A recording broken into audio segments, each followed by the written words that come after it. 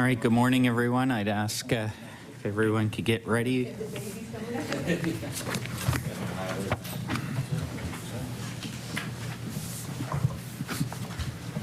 Hope everybody had a good weekend.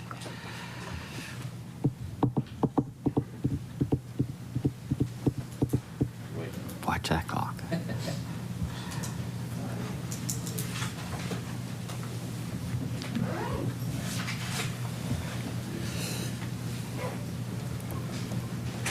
All right, good morning, everyone. I'd like to call the Law Amendments Committee meeting for today, October the 23rd, 2023, to order. Welcome everybody here today. My name's Brad Johns. I'm the MLA for Sackville-Uniacke. I'll be chairing for the majority of the meeting today. Before we get things underway, I'd like to provide the committee members an opportunity to identify themselves for the record, and we'll start with the government side with Honourable Steve Craig. Thank you, Mr. Chair. Good morning, everybody. My name is Steve Craig. I am the MLA for Sackville-Cobequid. Good morning, Melissa Sheehy-Richard, MLA for Hants West. Good morning, everyone. Dave Ritzy, MLA for Truro Bible Hill, Millbrook, Salmon River. And good morning, Brian Wong, MLA for Waverley Fall River Beaverbank.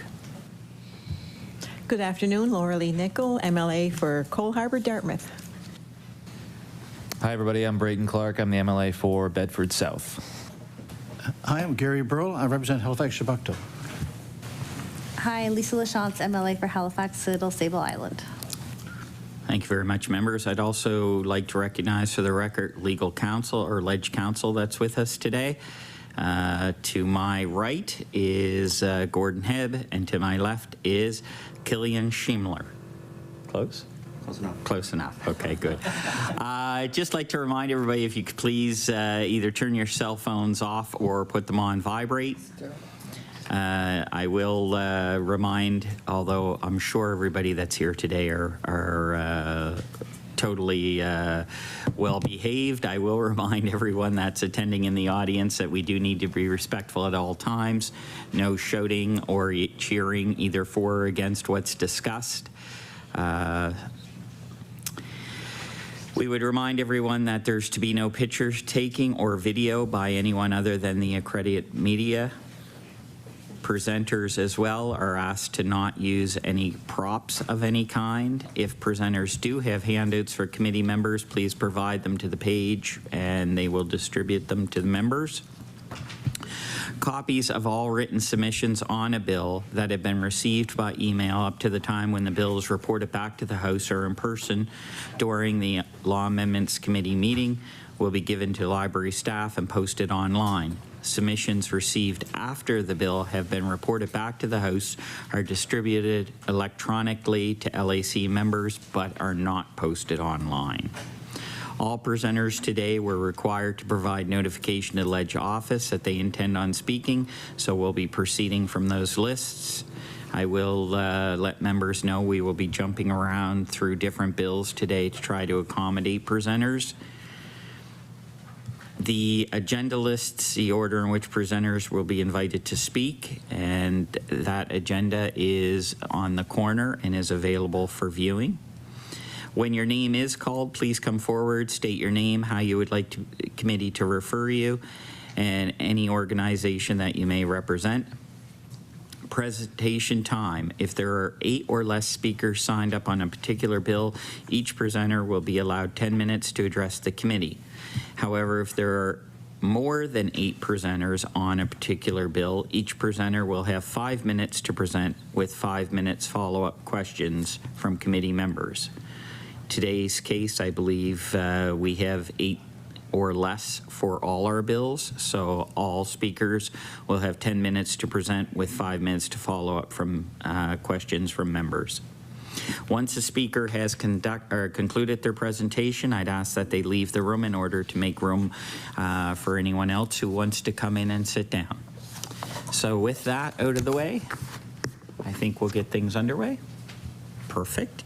So we'll start things off with our first bill, which is Bill number 332, Workers' Compensation Act amended. Our first speaker on this morning, I would call Duncan Robertson, please. Robinson. And welcome. In just a second, if you could give the correct pronunciation of your name, because I am terrible at them. Also, if you're here representing any organizations, if you could let the members know that, please. You'll then have 10 minutes to present with 5 minutes to follow up. So as soon as you're done your introduction, I'll start your time. Perfect. So Duncan Robertson, representing the Canadian Federation of Independent Business. I use he, him pronouns.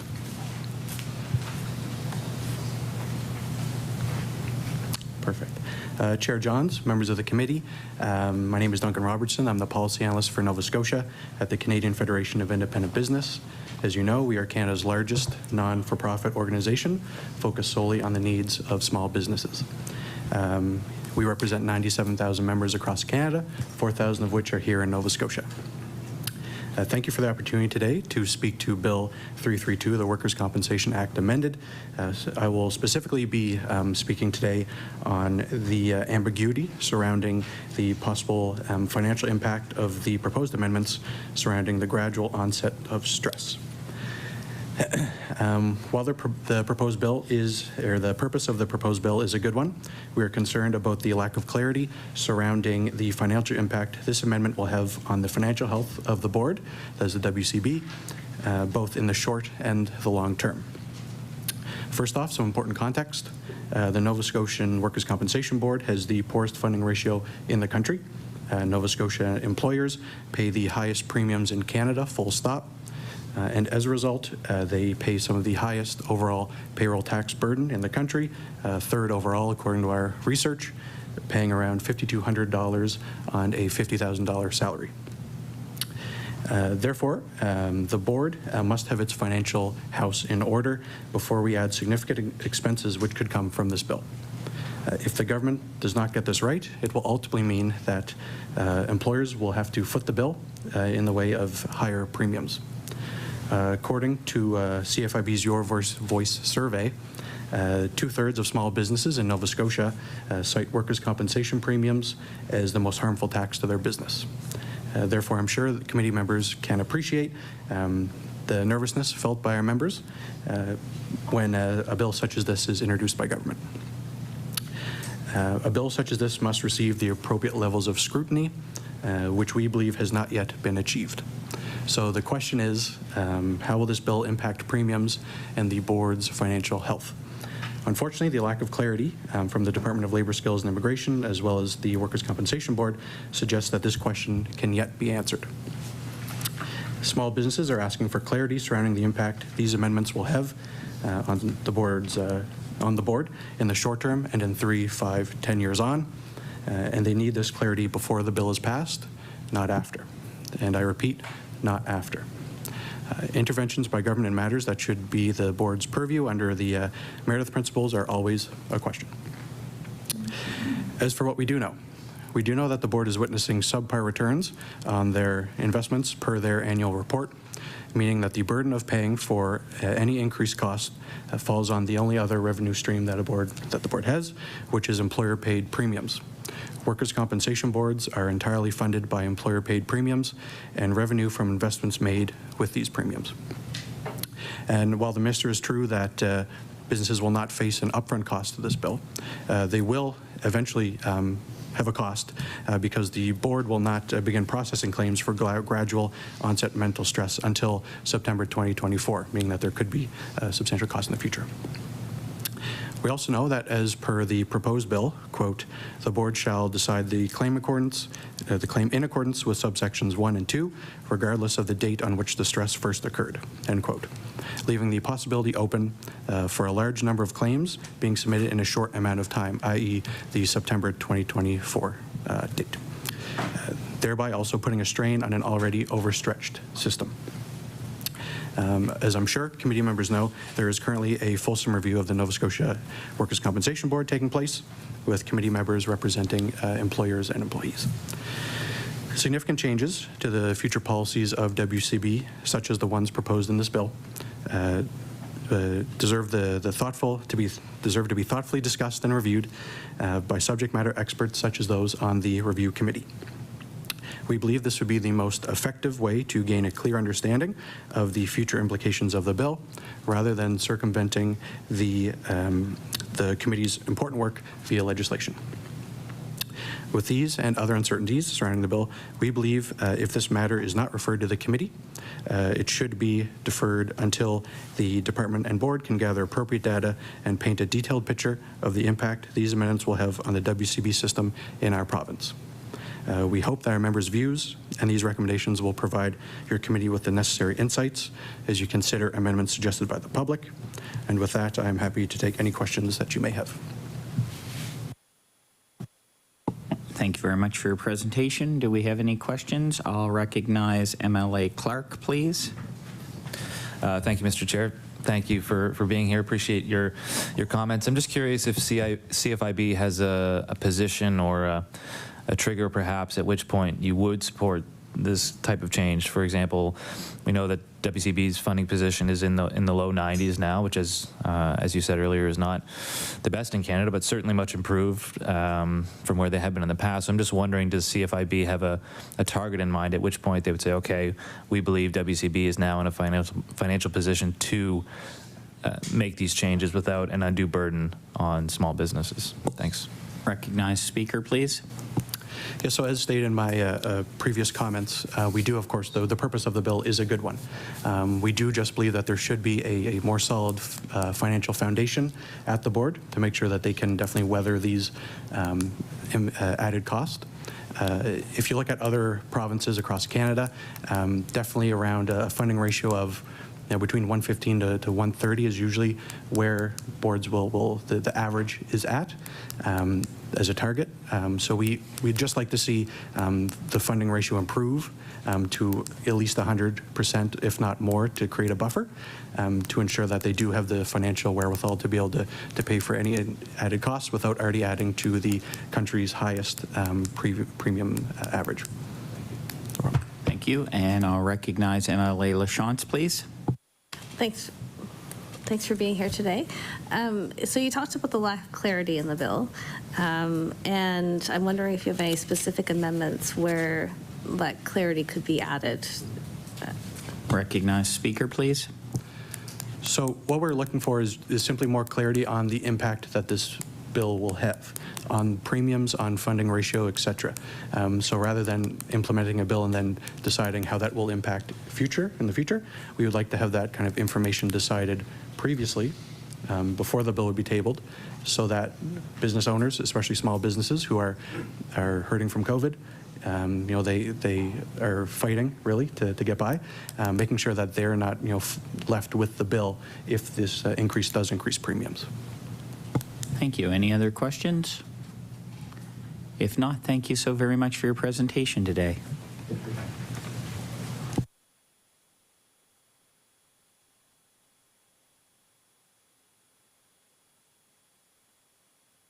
Sorry. So we do have other speakers coming later on in regards to Bill 332, so we will not close the public hearing on that.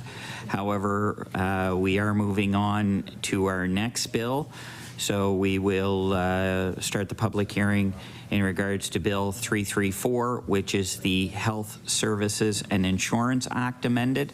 One speaker for now, which would be Erica Baker. Good morning. Welcome. I will let you identify yourself in a moment. If you're here representing any organizations, if you could identify that as well.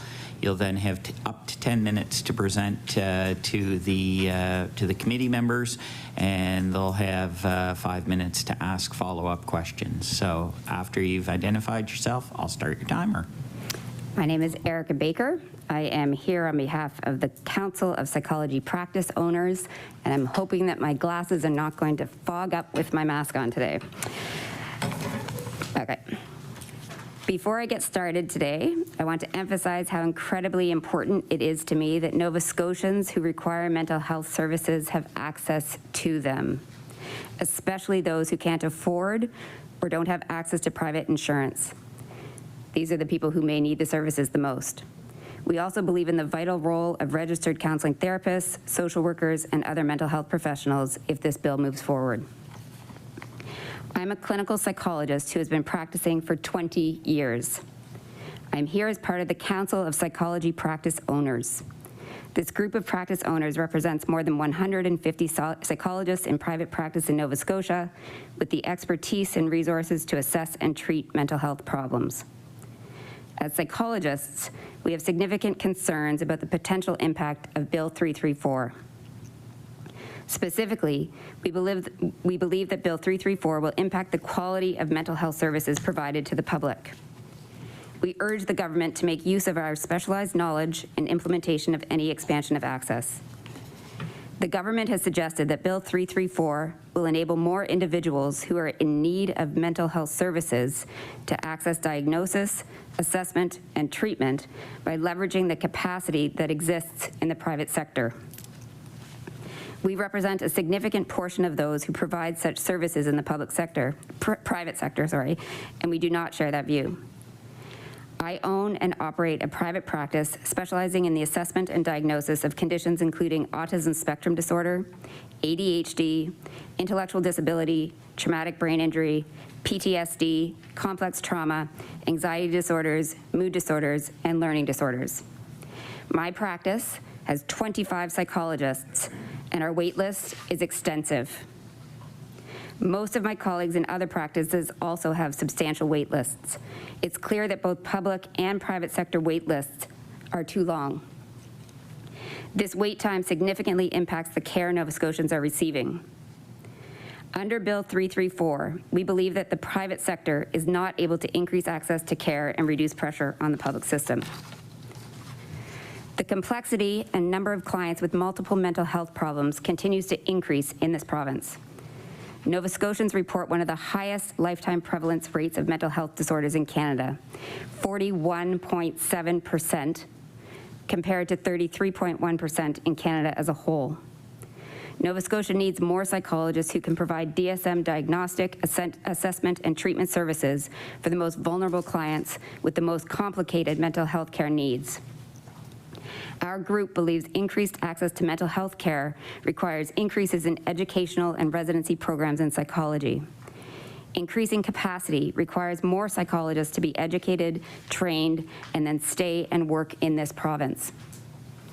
In the government's own words, the right service from the right provider at the right time is essential. A psychologist who works in both public and private practice told me the story this weekend of a client who came to him after being treated unsuccessfully for years in community mental health by multiple clinicians who provided her with counseling service for anxiety. The psychologist conducted a DSM diagnostic interview, never before conducted, and identified that the client had unipolar depression. Following this accurate diagnosis, treatment was tailored to her clinical profile, and within 10 sessions, the client was successfully discharged. This type of approach saves time and money and provides quality care. So what I'm saying is if clients' psychological needs are not properly identified from the beginning, comprehensively diagnosed, and treated by the appropriate mental health professional, there will be an additional burden placed upon our healthcare system. We believe Bill 334 will result in wasting resources and extending wait times if clients are not properly identified, diagnosed, and assessed. In order for Bill 334 to be more than a good news story and to work, psychologists in private and public settings must be consulted extensively as good intentions are shaped into successful programs. But the speed with which Bill 334 was formulated and presented and the sweeping and open-ended changes that it empowers lead us to be concerned that this legislation could further jeopardize the state of mental health care in this province. The citizens of Nova Scotia will pay the price of poor care. As psychologists, the focus must be on access to services while providing meaningful and high-quality services to Nova Scotians. Psychologists have an ethical requirement under our Code of Ethics of Responsible Caring. We must develop and use methods that minimize harms and maximize benefits, which particularly suits us to a significant role in the development of models for expanding care. Bill 334 is important and ambitious in its scope, but we worry that the ship is sailing before it is fully built. Ongoing consultation with frontline mental health clinicians will allow the use of this important legislation to create meaningful, positive change for Nova Scotians. Psychologists will be doing much of this work, and we urge the Government of Nova Scotia to give us a meaningful voice and contribute our knowledge in designing the infrastructure needed to administer mental health and addiction services under Bill 334 that will serve the people of Nova Scotia. In summary, we have significant concerns that the government's laudable intention to increase access to mental health services may not be met. We do not believe the private sector currently has the capacity to relieve the high demand that's experienced in the public sector.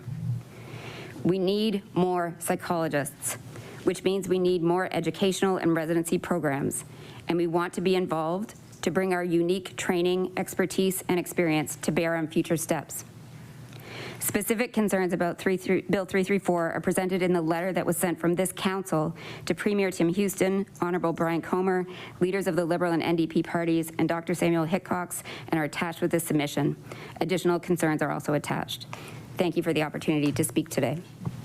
Thank you very much for your presentation. I will ask if there are any questions of committee members, and I do know that there's one, so I'll recognize MLA Lachance, please. Thank you. Pardon me. Thank you for being here today. You talked about, the potential, if this bill isn't well considered, for wasting resources, and I'm wondering if you can expand on that a little bit more. How would opening up the billing codes as proposed in this bill not result in effective treatment, if that makes sense? Recognize speaker, please. The right provider at the right time. So what we are saying is, just as my story was told, that if you use individuals in the wrong way, professionals in the wrong way, that we're taking the chance of potentially not treating them and putting them back into the system again. So for example, if you are looking at somebody and providing them counseling for what they think is an anxiety disorder, but they truly have depression, then that is not going to fix the problem. So if we know and are triaging properly to the right professional at the right time, then we're much more likely to be effective in our services. Thank you. I'll recognize MLA Nicol, please. Thank you, Dr. Baker, for being here. And I do tend to agree with the diagnosis piece, and that was sort of what I had said in the legislature when I spoke to this bill initially, because it's one thing to look at it as stress brought on from the job, but there are many people who are not diagnosed going into the job and wondering whether, and a lot of them lose employment that way. And so I do believe that the workers' compensation does perhaps do that. I agree that we do need more psychologists, because even more so than psychiatrists, because they can sort of get to the root of because there's some, I think we have a high incidence of psychosis in Nova Scotia, which then gets diagnosed to be probably schizophrenia, and they're all trying to be productive members of society. So I think, do you have data to show any of that, getting worse with, because even, the previous speaker spoke about, the financial impact, but there's also the critical piece of being prepared for what's coming in the numbers that are going to be met with, like with mental health. So Recognize the speaker, please. So with respect to another story that was told to me by a psychologist as I was preparing this today, he does a lot of work with disability claims. And it's the same situation, that those disability claims likely wouldn't have become disability claims if the individuals had been treated, diagnosed appropriately from the beginning. We can minimize the number of sessions, we can minimize the harm if we diagnose and identify properly from the beginning. And that means the right professional at the right time. Thank you. And I would like to also add that the data has shown that most individuals start to show their mental health problems by age 14. That's very young. We should be catching those individuals prior to the onset of those mental health conditions. And that's where individuals like social workers are going to be so valuable in this process, because they can help with the social determinants of health, for example, prevention. Thank you. I'll recognize MLA Wong, please. Thank you, Chair. Thank you, Dr. Baker, for your presentation. Dr. Baker, I come from the education field. Spent a lot of years there. School psychology. Well, we have a finite amount of school psychologists out there, and there's a lot of kids, including my son, who we paid for testing, but there's a lot of kids that get missed. And one school may have a quota maybe of 12 or 20 or 5 kids that they can get to see a school psychologist. For those other kids that can't afford it, that are on that list, they finish 14 every time. Every year they finish 14. They never get tested. They move on to post-secondary, and they don't have that test in order for them to get the resources that they could really use. So what would you say to a parent then a kid that might be in grade 7 that has missed, but we all know, all teachers know that this child needs to be assessed. What do you say to those parents that can't afford it? My message comes back to schools. I'll recognize. Sorry. I just have to say it so that they know to turn the mics on for you. So I'll recognize the speaker, please. Can you tell this is the first time I've done this? So it comes back to me to the school psychology piece.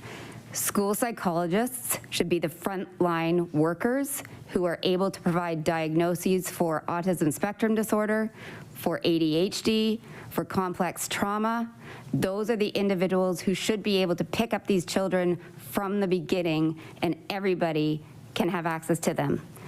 So for me, if we're going to put money into something, it's putting money into a school psychology program that provides enough training for those school psychologists to truly be able to diagnose and help us in the public system. With respect to people being able to pay for the assessments, I agree, the assessments are extremely expensive. It's one of the reasons that I really do believe so much in trying to increase the access to these services in the public system in whatever way we can, but it has to be done carefully. Thank you. I am allowing during the presentation, there were 4 minutes left, so we'll add those 4 minutes and allow members to continue to ask questions if everybody's agreeable to that. So I'd recognize MLA Burrell, and then if there's time, MLA Craig. Thanks. I understand the point that if you don't have the right provider in the right place, that harm can be done. And I understand the point that your overriding concern that the bill, as we have it, stands in danger of making that happen more. But I don't understand what you're saying about the mechanism by which that could happen. I wonder if you could speak a little to how you're concerned it could happen that an expansion of those willing to be able to provide service is apt to create this this problem. Recognize the speaker with 2 minutes, please. I think that part of the way that the government may be looking at increased capacity in the private sector is to look at individuals like registered counseling therapists, social workers, occupational therapists, rec therapists, and that's positive. I think that the more mental health professionals that we have, the better. However, there are only certain health professionals that can make diagnoses, and we have to be able to make those diagnoses properly. If we are funneling people to the wrong professional and we're missing the diagnosis, then we're not going to be able to treat that individual as effectively as we should be able to treat them. So I fully recognize the importance of all health professions that are dealing with mental health, but we need to recognize what the roles of each of those professionals should be and how to use them properly and triage effectively. Okay, and that concludes with about 30 seconds left. So thank you very much for your presentation today. MLA Craig, did you want to ask the question, but you may not get an answer? Well, thank you, Chair, and thank you for what you do. And I'm one of those fortunate ones who had a family member that I paid in your company to have some work done.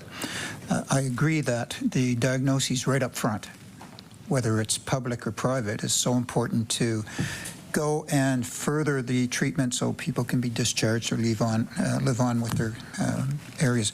But I guess my question is, would you agree that that's the case whether it's publicly funded in the private sector or in the public sector? It's a good thing to have that diagnosis done right up front.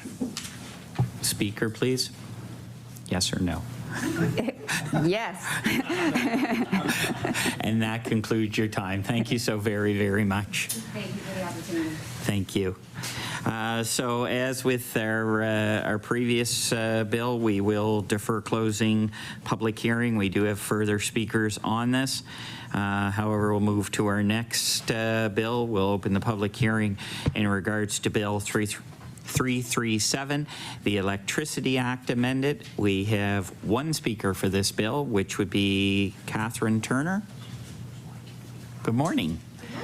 So if you want to come, I will get you to identify your name, and if you're here representing any organizations, if you could identify that as well.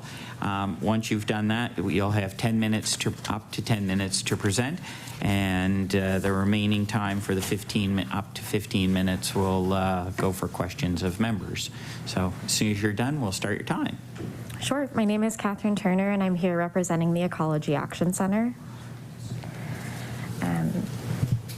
I'll start by acknowledging that we are gathered here today in Chipuktuk on unceded and unsurrendered territory of the Mi'kmaq people, the past, present, and future caretakers of this land. And I thank you all for the opportunity to speak to Bill 337, an amendment to the Electricity Act. I'll introduce myself again. As mentioned, my name is Catherine Turner. I'm an energy coordinator with the Ecology Action Center. In my role here, I'm responsible for policy analysis, research, and advocacy that promotes a sustainable energy future for Nova Scotia, a province that I've been proud to call home for the last 7 years and counting.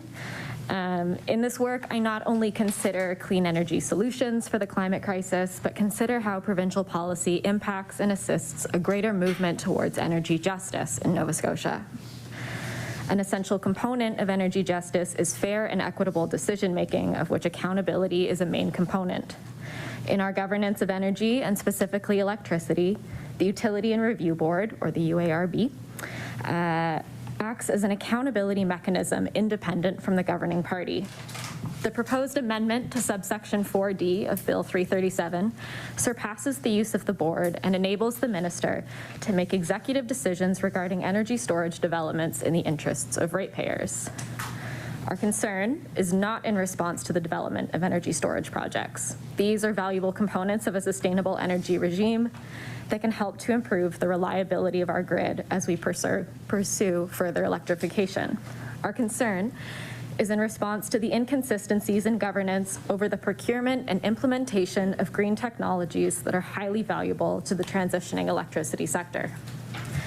Increased electrification of our grid will require a transition of not only generators or electricity storage, but of our homes, buildings, and province-wide infrastructure. New and alternative technologies will be necessary in many parts of this transition to ensure that Nova Scotia's energy landscape is affordable, reliable, and sustainable. We would like to bring attention to a 2018 decision whereby the UARB determined that Nova Scotia Power's request to make rate-based investments in electric vehicle charging infrastructure, while acknowledged as valuable, was not in the interest of ratepayers. We are pleased that the provincial government recognizes the need for urgent and thoughtful decisions with regards to clean electricity and clean electricity storage. But if we are to meet our climate goals and achieve net zero, the same needs to apply to other key infrastructure and programming that enables and supports our transition to a more just and sustainable grid. We see the proposed amendments in 4D as a Band-Aid solution to only one part of a greater challenge. This challenge being that the board is not structured to act in the interest of sustainable development in our electricity sector unless it is mandated to do so. The government may continue to find workarounds to push forth efforts to transition the energy sector, such as the proposed amendments in Bill 337. However, a stronger and more wide-reaching legislative solution that acknowledges both immediate and long-term interests of ratepayers and allows the UARB to prioritize mitigation of climate change would be increasingly beneficial to Nova Scotians. As central to the Ecology Action Centre's recent submission to the provincial-appointed Clean Electricity Solutions Task Force, we recommended the provision of a sustainability mandate to the board to empower this decision-making body to act in both the critical interest of ratepayers and the environment that sustains them. This would eliminate the need for individual amendments such as the one we're discussing here today. Since 2021, the EAC has advocated for the addition of a sustainability mandate to the Utility and Review Board, and with expert research and guidance from our colleagues at East Coast Environmental Law through the publication of, this is a mouthful, a multi-jurisdictional comparative analysis of sustainability mandates of electricity, we have found that a sustainability mandate is a proven tool that can ensure that the principles of sustainable development, as appropriately defined, are considered alongside affordability in the regulation of electric utilities. Several of our neighboring jurisdictions have found to effectively employ a sustainability mandate in equivalent legislation. This includes Quebec, Ontario, and Vermont. We have found Quebec's An Act Respecting the Régie de l'Énergie to contain particularly effective language and acts as a tangible model for what is possible here in Nova Scotia. Our recommendation, therefore, is a three-pronged approach to amend Nova Scotia's Public Utilities Act, as this piece of legislation provides the most comprehensive outline of the electricity regulator's responsibilities. First, we recommend that a standalone mandate provision is issued to the board. This will fundamentally empower the board to make decisions in the interest of both ratepayers and sustainable development. Section 5 of Quebec's An Act Respecting the Régie de l'Énergie has language that we think would be particularly helpful in amending the Public Utilities Act, as it mandates a focus on satisfying energy needs in line with provincial environmental goals. To introduce and uphold this mandate, we suggest that the role of a sustainability advocate be added to the board, who will ensure that the mandate is introduced and employed consistently throughout decision-making processes going forward. The second component of our proposal is an amendment that makes a clear statement of the province's electricity policy. Provinces such as Newfoundland and Labrador, New Brunswick, and British Columbia all have explicit statements of electricity policy and objectives that can provide guidance to regulators. In accordance with our climate targets laid out in the Environmental Goals and Climate Change Reduction Act, Nova Scotia stands to benefit from legislating these commitments and building a greater statement of electricity objectives as we pursue significant transformation to our energy system in the next decade. By clearly articulating a commitment to sustainable development in this policy statement, the province will build further consistency and a concerted effort in its environmental goals across legislation. Amending the Public Utilities Act with this statement will create a clear connection between the proposed sustainability mandate and the statement of electricity policy. The final piece of our proposed legislative tool is ensuring that the principles of sustainable development, as referred to in the previous amendments, are thoughtfully and clearly defined. Nova Scotia's Environment Act provides an appropriate foundation and a definition of sustainable development that is well suited to this amendment. We recommend that the following principles from Quebec's Régie de l'Énergie Act be added to give teeth and direction to the board mandate and future energy sector developments. This includes, but it's not limited to, principles of health and quality of life, social equity, prevention, intergovernmental cooperation, protection of cultural heritage, and respect for ecosystem support capacity. We additionally call for a principle that directly addresses Mi'kmaq sovereignty and incorporates traditional knowledge in its definition. To best define this principle, we call on the provincial government to engage in effective and meaningful participation with Mi'kmaq knowledge holders and Mi'kmaq leadership to develop an appropriate amendment for a sufficient definition of sustainable development. To conclude, we will continue to face complex challenges and decisions through our efforts to transition to a more just and sustainable energy landscape. This is just the beginning. Assigning a sustainability mandate to the Utility and Review Board removes the need for amendments such as those in Bill 337 by ensuring that sustainable development is a fundamental component of the governance of our utilities and that the board remains a useful accountability tool for the interest of both ratepayers and Nova Scotians down the line. It is absolutely the right time to be taking thoughtful, equitable, and urgent action in the energy sector to mitigate the effects of the climate crisis, and we applaud the efforts that have been made so far. But to make sure that we stay on track, we require legislation that ensures that all decision-making bodies are consistently acting towards a more equitable, sustainable, and just future for Nova Scotians.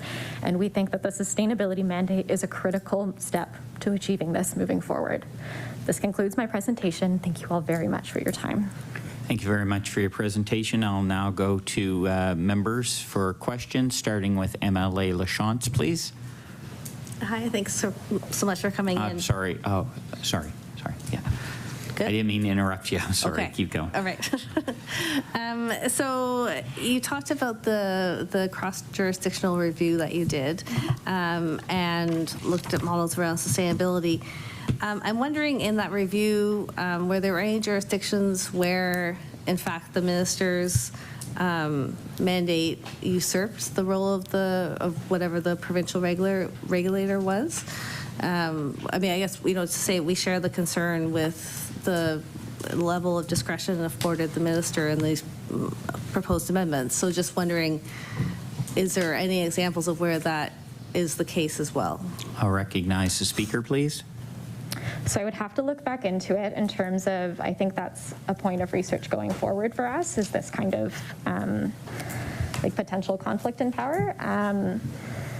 But what we do know is that a lot of it depends on where the sustainability mandate is legislated in regards to the act, whether it's more of a high-level statement just included in electricity policy or a specific mandate given to the board. And so this is why our approach is so broad and wide-reaching, is to kind of ensure that sustainable development is included in every step and that those are all very clearly connected. And we've proposed a whole series of language that's included in our submission to the task force as well and can be found on our website as well. Thank you. Recognize MLA Clark, please. Thank you, Mr. Chair, and thank you for your presentation. It's a very interesting concept that I think makes sense in a lot of ways, but I'm also curious about potential tension between the goals of ratepayers, kind of the goals that the UARB follows now, and sustainability. So I'm just thinking, it's possible that scenarios could evolve where greening the grid or getting to net zero could lead to increased costs for ratepayers, at least perhaps in the short term. So in other jurisdictions, or in your view, how does that tension resolve itself? Because if you have two competing aims, how do you choose between which one is more important, I guess, would be my question. Speaker, please. Sure. So I think that an important way of thinking about this is kind of eliminating that, I guess, focus on short-term thinking, and what we're really trying to do is make investments. I think that immediate affordability is definitely a concern, and obviously this mandate is only one piece of a much larger array of tools that are needed to ensure that this transition is affordable and just for everyone involved. And so this goes alongside efficiency measures and making sure, even though rates may fluctuate and are likely to rise, we know that the cost of renewable energy and more clean energy sources are cheaper than our current system. And so ensuring that our overall energy usage goes down is kind of another major critical piece to this. But with respect to the legislative component, we see this as a mechanism to ensure that forward thinking and ratepayers down the line in the next generation of Nova Scotians are also considered in the decisions that we're making now. Thank you. Thank you. And recognizing MLA Burrell, 2 minutes, 30 seconds left. Thank you. So I understand clearly the point. It would be better if there were a sustainability mandate. Everything would be better. So that's the key point. Understand that. But we're in the absence of that this bill is being put forward. So I just want to want to ask you maybe to comment a little bit, just in the absence of a sustainability mandate. Do you have concerns about the change in accountability and transparency that this bill proposes by moving from board to ministerial approval?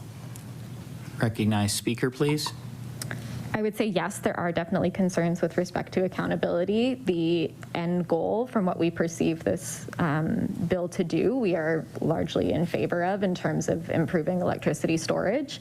But our focus coming here today and reinforcing our support for the sustainability mandate was to kind of hope that further amendments such as this aren't necessary moving forward and that we can greater improve accountability structures in the future. Thank you. Do we have any other questions? If not, thank you so very much for your time today.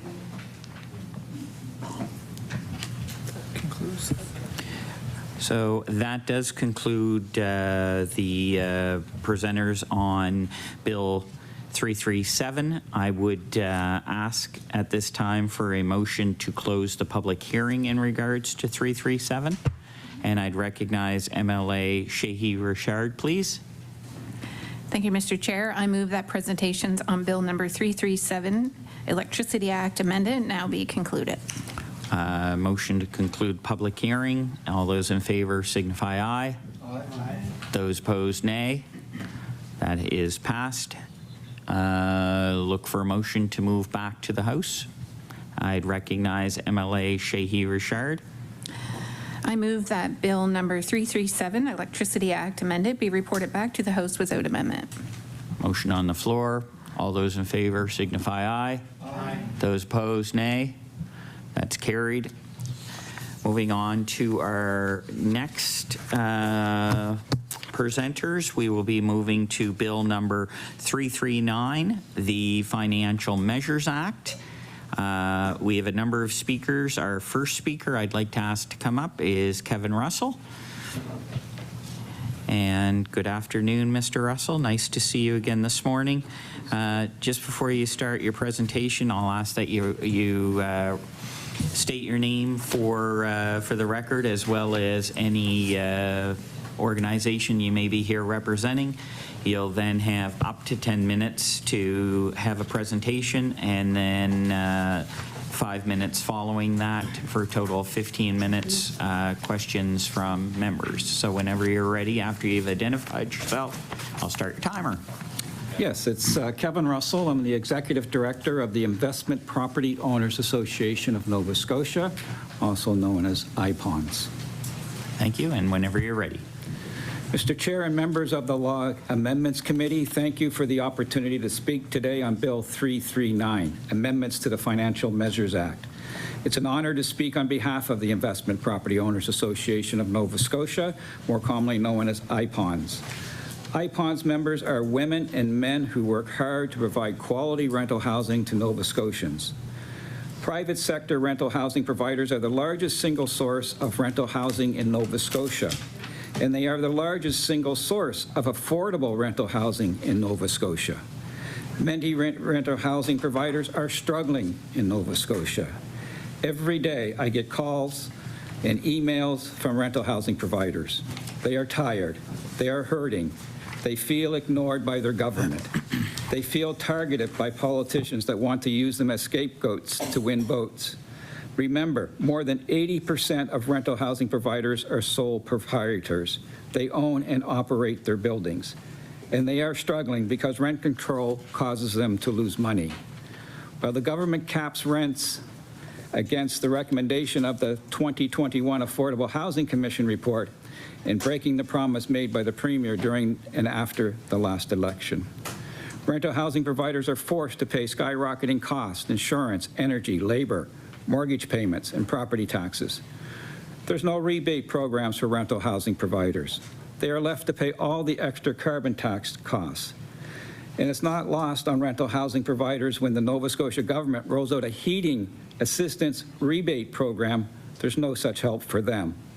Rental housing providers are abused by bad tenants. They don't pay the rent, that damage property, that threaten staff and other tenants.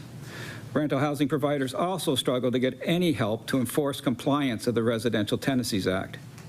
Tenants can and do live rent-free for months on end, which is another financial hit on the rental housing provider who have to personally make up the revenue shortfall to pay the bills. Yet there is no help from the government to bring a compliance and enforcement unit. Apparently, there's a report from Davis Pier, a report we participated in, but a report we haven't seen. All of this financial pressure on rental housing providers has made the housing crisis worse. 2 years ago, I warned this committee that the financial crisis caused by rent control and skyrocketing costs would result in property owners being forced out. As I said then, quote, selling units will result in the current renters without a home and further reduce rental housing stock. Many rental housing providers are selling, not to turn a profit, they are selling to stop the bleeding caused by damaging government policy, supported by every MLA and every political party. What type of rental properties are being sold? Single-family homes, duplexes, triplexes, townhouses. The vast majority providing affordable homes with backyards to renters with families and pets. Other rental properties being sold are the ones that offer single-room occupancies, which are the most affordable rental housing in our communities. What happens when these properties are sold? The new owner moves into the home with their family, displacing the renting family into the rental market with less than a 1% vacancy rate. This is a direct result of rent control, combined with the lack of any financial support programs for rental housing providers. Rent control has created financial distress among rental housing providers, and it has made the housing crisis worse. Since rent control has come to Nova Scotia, rents have actually increased at a higher rate than before it was introduced. These are facts according to Statistics Canada. Since rent control has come to Nova Scotia, we've had more tent cities and more Nova Scotians without a home. These are facts according to the Affordable Housing Association of Nova Scotia. Why do I say these things? Because Bill 339 was a missed opportunity to help rental housing providers deliver affordable housing. To be clear, our members support the federal and provincial governments agreeing to an HST rebate on new construction. Many have asked us for this kind of support for years. In fact, we don't know why the rebate wouldn't apply to existing projects that began prior to the mid-September effective date proposed in this legislation, and it mirrors legislation before Parliament. While the HST rebate will support new construction, it doesn't help the much larger number of existing affordable housing providers who are pleading for help. Here are proposed solutions we have already advanced. Solution 1, the government should introduce an affordable housing emergency rebate for rental housing providers. Any rental housing providers that's charging rent of $1,000 or less should get a rebate from the government to pay for the increased costs. Solution 2, extend the residential capped assessment program to include rental apartments. Mobile homes, condos, and single-family homes are covered by the capped assessment program, and it's time to bring property tax fairness to rental apartments. I would note that this is an ask not only for our members, but also for not-for-profit housing providers like Dartmouth Housing. Solution 3, provide a rebate on the provincial portion of HST for apartment building expenses.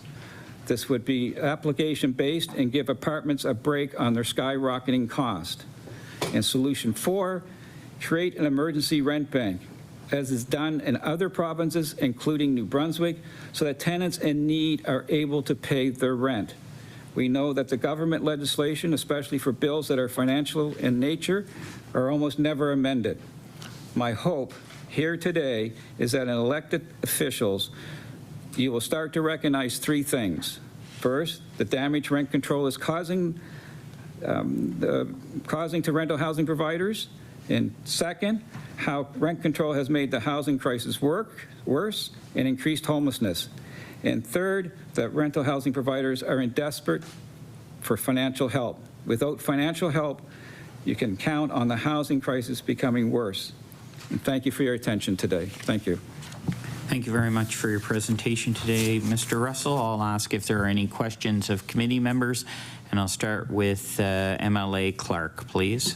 Thank you, Mr. Chair. Thank you, Mr. Russell. Good to see you again. Just wanted to touch quickly on, you talked about the Compliance and Enforcement Division, which is something that, as I've said before, and as we introduce legislation on, is something that tenancy groups and landlord groups tend to agree on, which isn't always the case. So I think it's something we should be focused on. And I'm just curious, you said in your statement that IPON's participated in that report but hasn't seen it. Do you have any sense of what the government wants to do on that issue? Because I think it's important, and we don't have good, clear information on what the plan is from the government side on this. Thank you. Recognize speaker, please. Thank you for your question. No, I have no idea what the government is going to do to the report or what's in the report. And I can't add any value to that at all. Thank you. Any further questions? If not, thank you so very much for coming in again today and making a presentation. Thank you.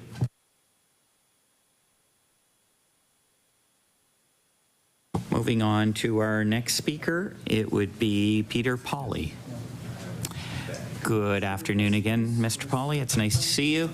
Thank you. Just before you get going, I would ask it when we start that you identify your name for the record, please, as well as any organizations that you might be here representing. You'll then have up to 10 minutes to present with 5 minutes of follow-up questions from committee members. So after you have identified yourself, I'll start your time. Okay. Thank you, Mr. Chair, and thank you to the members of the committee. It's good to be back again this week. My name is Peter Pauley. We have a real estate development and rental business located in Halifax, and we're also active in the Annapolis Valley. Our business is called Polycorp, Polycorp Properties, Inc. specifically, and I'm a longstanding board member with IPONS and quite active in the advocacy side for housing, both on the new development and on the continuing rental operation side as well. All right, thank you. I'll start your time. Okay, thank you. My name is Peter Pauley. For those of you who weren't here during my appearance just last week on Bill 329, for the last 30 years, our company, Polycorp, has developed and built residential housing, both rental and for sale, in downtown Halifax, the north end of Halifax, Bedford, Armdale, in Spryfield near Long Lake Provincial Park, and in Wolfville. As I noted in my comments last week, it's long since time for elected officials and their staff to start actually listening to experts in housing like myself. As I said last week, one of the major reasons we are in a housing crisis in Nova Scotia and in Canada today is because of government. Governments at the federal, provincial, and municipal levels have not made housing a priority. All political parties and all levels of government are responsible for this failure. And by and large, governments at all three levels have collectively done a terrible job of acting on the advice from those of us that are actually involved in building housing. That's the same introduction as last week. I'm going to keep saying it over and over and over again until the government starts actually listening to myself and my colleagues in the housing development industry. As I made clear last week, none of my colleagues in the development industry will typically speak out on housing issues. They do not want the negative exposure associated with attending these sorts of public sessions. They do not want to take the time or risk the exposure of being critical of the government, nor do they offer solutions in a public forum like this. In my presentation last week, I said that other builders do not present in this forum because they do not want to be punished for speaking out. Over the past week, since my attendance here at the last Law Amendments Committee meeting, I came under attack from two separate members affiliated with HRM in retaliation, direct retaliation, for my comments before the Law Amendments Committee about the changes to the HRM Charter and the HRM Housing Act, changes which I believe will assist in the development of new housing units. I will address those two examples outside of this committee, but it underscores the risk faced by speaking out from those of us who actually build housing and who should actually be supported in solving the housing crisis instead of being criticized or attacked. Now, back to the main presentation regarding Bill 339, the Financial Measures Act, Fall 2023. The only way that we can actually solve our housing crisis is through a massive amount of new housing construction done by the private sector. Nonprofits or public cannot fix this problem by themselves without the private sector. The last few years have not been easy for the development of new rental housing units in Nova Scotia and in Halifax in particular. Unprecedented run-ups in costs in materials and labor costs, simultaneous material and labor shortages. COVID and its aftershocks have wreaked havoc on project scheduling and supply chains. A doubling or even tripling of interest rates has occurred in the last 2 years. The government needs to do whatever they can to support private sector builders. It is great news that the Government of Canada is increasing the GST rebate for new rental housing construction in Canada as a major new effort to increase the supply of new rental housing. It is even greater news that Premier Houston has committed to matching Minister Fraser's initiative on the GST. You're probably not aware of the magnitude of this policy change on the GST and HST rebates that has been announced. I want to put the size of the HST cost on new rental housing in Nova Scotia in perspective for you. The HST is the largest single budget item for our under construction new rental housing projects. The HST is higher than our land cost. The HST is higher than our project's entire concrete and steel structure, from footings to roof, including the roof. The HST is higher than the combination of all of our electrical and mechanical systems combined, which we hope will include considerable renewable energy systems. The HST has been a punitive tax on the rental housing industry since its inception. The federal government is to be applauded for listening to industry and experts regarding the anticipated benefit of the GST being removed on rental housing supply. But the impact is even bigger here in Nova Scotia than the federal announcement of the GST rebate being increased to 100% of the GST amounts that would otherwise be payable. It is absolutely monumental news in Nova Scotia that the province will provide relief from the provincial portion of the HST. The provincial portion of the HST is 3 times the size of the federal GST. The math is quite complicated, so I think it is worth speaking to this committee so that hopefully they understand it. The HST at 15% is comprised of the 5% federal GST component and 10% representing the former provincial sales tax component. I'm going to call that the PST, even though it is not officially PST. Since the inception of the GST in 1991, there has been a 36% rebate of the GST federally. This means that the net federal GST is actually reduced to 3.2% after the existing GST rebate program. Nova Scotia historically has had no rebate program whatsoever for PST on new rental housing construction. Rental housing builders pay 10% on the project as a PST tax.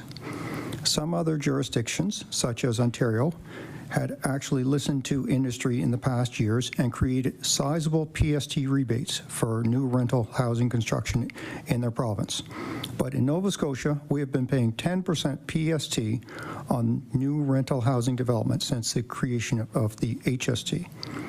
The PST is more than 3 times the size of the GST on rental housing in Nova Scotia. Bill 339 will have a huge impact on the cost of new rental housing. Let's speak to some of the finer points. It is understandable that when the federal ministers worked to finalize the details of the proposed changes to the Excise Tax Act, it was required that some criteria be established to determine eligibility. It is understood that under Federal Bill C-56 that is presently before the House of Commons, the 100% GST rebate will apply to buildings that are started after September 13th, 2023. Under Bill 339, that the committee is considering here today, the provincial government followed this date for eligibility, presumably for simplicity. However, There is a small handful of builders across Canada and in Nova Scotia, like myself, Polycorp, that have been highly supportive of the Government of Canada's National Housing Strategy over the past 5 years. Polycorp has engaged with CMHC to develop 4 sizable affordable housing projects under CMHC programs, totaling approximately 400 apartment homes. Polycorp was one of the first participants in the fledgling RCFI program launched by CMHC and the Government of Canada in 2018, with a Wolfville project that was prominently featured in the 2019 federal budget as an example of the government's commitment to new affordable housing development. We currently have 2 of these affordable housing projects under construction in partnership with CMHC in Nova Scotia. One is in Wolfville and one is in Halifax. The road to develop these private sector housing projects is not smooth or quick. As rental housing builders, we accept a significant discount to the market rents to participate in these programs that is only partially made up by the affordable housing program benefits. We are partially subsidizing the affordable housing projects ourselves to do the right thing, to help deliver affordable housing to Canadians and to Nova Scotians. As stated earlier, the last several years have not been easy. When we started these projects, interest rates were low. Can I make 2 more quick points? You have 30 seconds, and I'll ask committee members if they want to go to questions or allow you to continue. Okay. We request that the province make 2 clarifications on the Act. One is that they would allow existing affordable housing projects under construction to qualify for the rebate. And the second is that the province remove the ambiguity with the term match, as in we will match the federal government, to make the rebate equal to 100% of the provincial portion of the HST. Okay, thank you. Did you have more to present? Yes. That's the gist of it. Would committee members like to allow for a few more seconds to wrap up or go directly into questions? Questions? Okay, so we'll go to questions. I'll start with MLA Clark, please. Thank you, Mr. Chair. Thank you, Mr. Pauly. And I did zoom through to the end just because I wanted to ask you about something that you mentioned that you didn't get to in your remarks, but that was around duration of the matching. So correct me if I'm wrong. I know the province has said 2 years, which seems too short to me, and I think you agree based on your comments here. Is the federal government set to match until 2030? Am I correct in that? I'll go to the speaker, please. My understanding is the federal commitment would run to 2030, and I believe the projects need to be completed by 2036. The 2-year commitment by the province is too short. We are today working on projects that will take us 10 years to build out. These are multi-building sites, and per my commentary here, the HST is the largest single component of cost to build a building, and the PST is 80% of that cost. Thank you. Any further questions? Thank you for your presentation. I will make a comment. I found the comments in regards to taxes very interesting, those points, so thank you for bringing those forward. Thank you for your presentation. Moving to our next speaker, I believe it is a virtual presentation.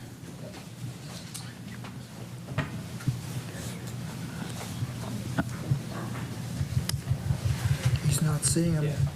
No, so we do not have our next presenter online yet, so we'll continue to move forward. We're a few minutes early.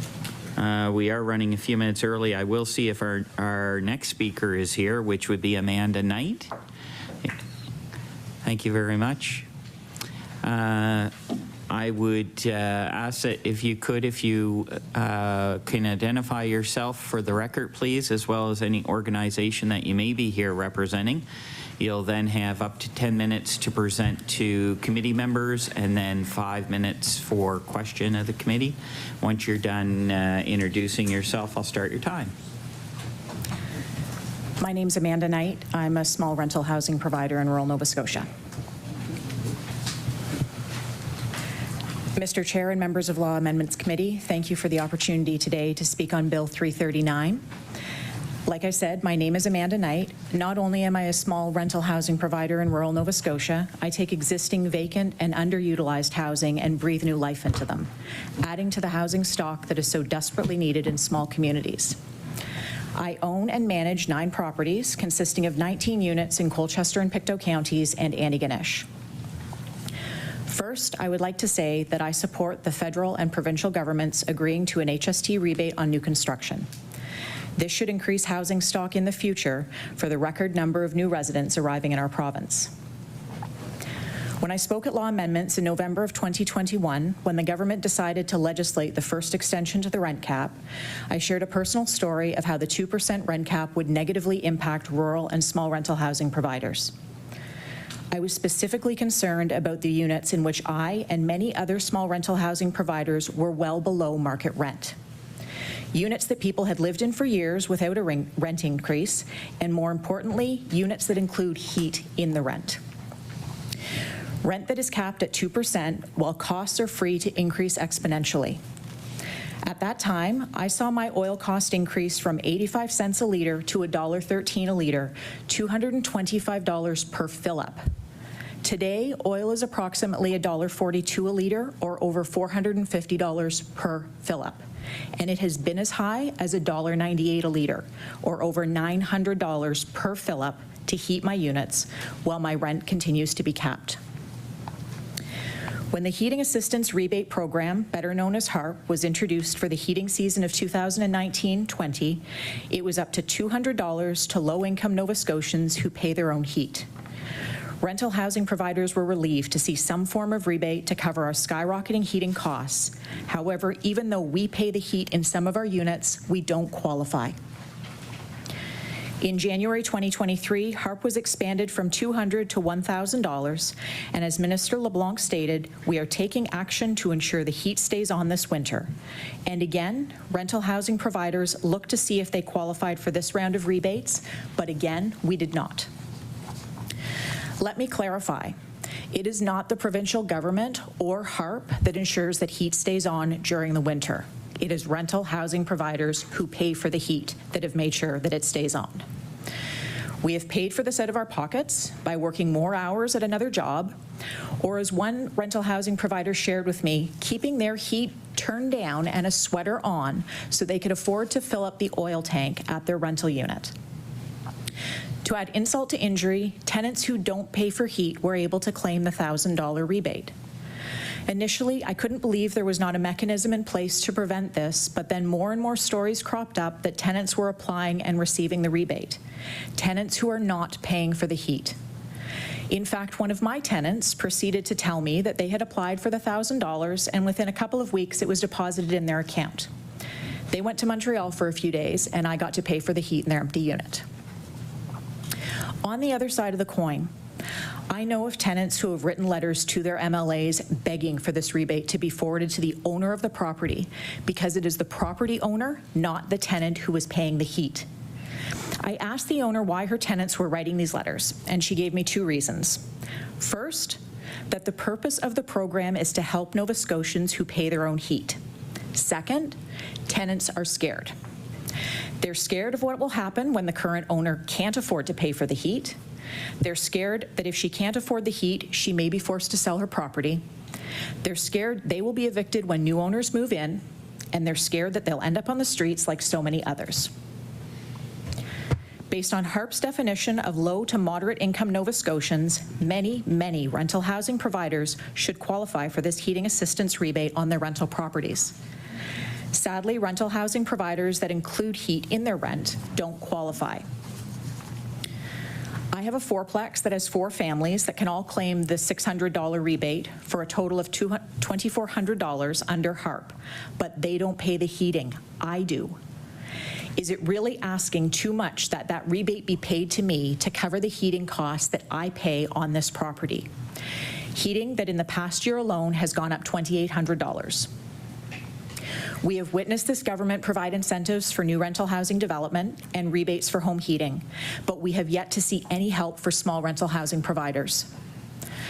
Gardner Pinfold released a report in March 2021 where they said as of June 2020, 91% of the 6,289 landlords in Nova Scotia are individuals renting few units, while the other 9% are businesses with employees. Smaller rental operators are particularly vulnerable, and policies that squeeze revenue, such as rent control, undermine their chances of success. Your most valuable housing stock is your existing housing stock. It costs less to renovate and refurbish. Your most valuable allies are the people within the industry, big and small, urban and rural. When you put pressure on an industry, people with options will leave and are leaving, and this will leave more Nova Scotians out in the cold. Remember at the beginning of my remarks when I said I own and manage 9 properties with 19 units. When I appeared before you 2 years ago, that number stood at 11 properties and 24 units. When MLAs make life harder for small rental housing providers, you are making the affordable housing crisis worse. You are putting more Nova Scotians out on the street. Please stop attacking our sector. Please start helping us, and start by extending HARP to include all of those that pay for heat. Thank you. Thank you very much for your comments today. Thank you for coming to Halifax again. Do we have any questions? No questions? Thank you very much for your time. Moving on to our next presenter. I'm wondering if we have that online. We do not. Okay. You're half an hour ahead. So we don't have the online presenter. We will move back to bill number 332, Workmen's Compensation Act amended. I am going to ask if we have presenter, and I'm sorry, I know I'm going to say this very wrong, Saeed Elda Haraldi. Thank you, and I am so sorry. If you would identify yourself for the record, because you'll say it right where I say it wrong, and also if you're representing any organization, if you could state that as well. As soon as you're done introductions, I'll start your timer. You have 10 minutes for presentation with 5 minutes follow-up questions from members, and you can introduce yourself. Good afternoon. It's a great day today to be here before you. My name is Saeed Elder-Ali. I am the chair of the Worker Compensation Board of Nova Scotia. Whenever you're ready. Thank you, Mr. Chair, and good afternoon, committee. Is the other gentleman presenting, or? He will be presenting with me, yes. Okay. Did you want to introduce yourself too? Good afternoon. My name is Robert Patzelt, and I'm the Deputy Chair of the Workers' Compensation Board of Nova Scotia. Great. Thank you both very much. Whenever you want to start. Thank you, Mr. Chair, and good afternoon, committee members. Thank you for the opportunity to be here today. My name is Saeed Elder-Ali. I'm proud, number 1, to be Nova Scotian, and 2, the chair of the Worker Compensation Board of Nova Scotia. I'm joined by our Deputy Chair, Mr. Robert Patzelt. Our CEO, Karen Adams, is unable to be with us today due to a previous commitment, and she sends her regrets. On behalf of all my colleagues, including representation from both the worker and employer communities, please let me express our deep and sincere gratitude for these amendments. These amendments will, and I repeat, will have a profound and positive impact. Perhaps most importantly, the amendments include improvements to help those families impacted by workplace tragedy. The increase in funeral benefits will make the difference to those families experiencing the deep loss. Increasing this outdated expense allowance and ensuring it will increase and adjust with future cost of living increases will never bring a loved one back, but it may provide more support in those unthinkable circumstances when we experience the ultimate failure of workplace safety that we all seek so deeply to improve. As we look forward at the outset of our new strategic plan, which cast a view towards 2030.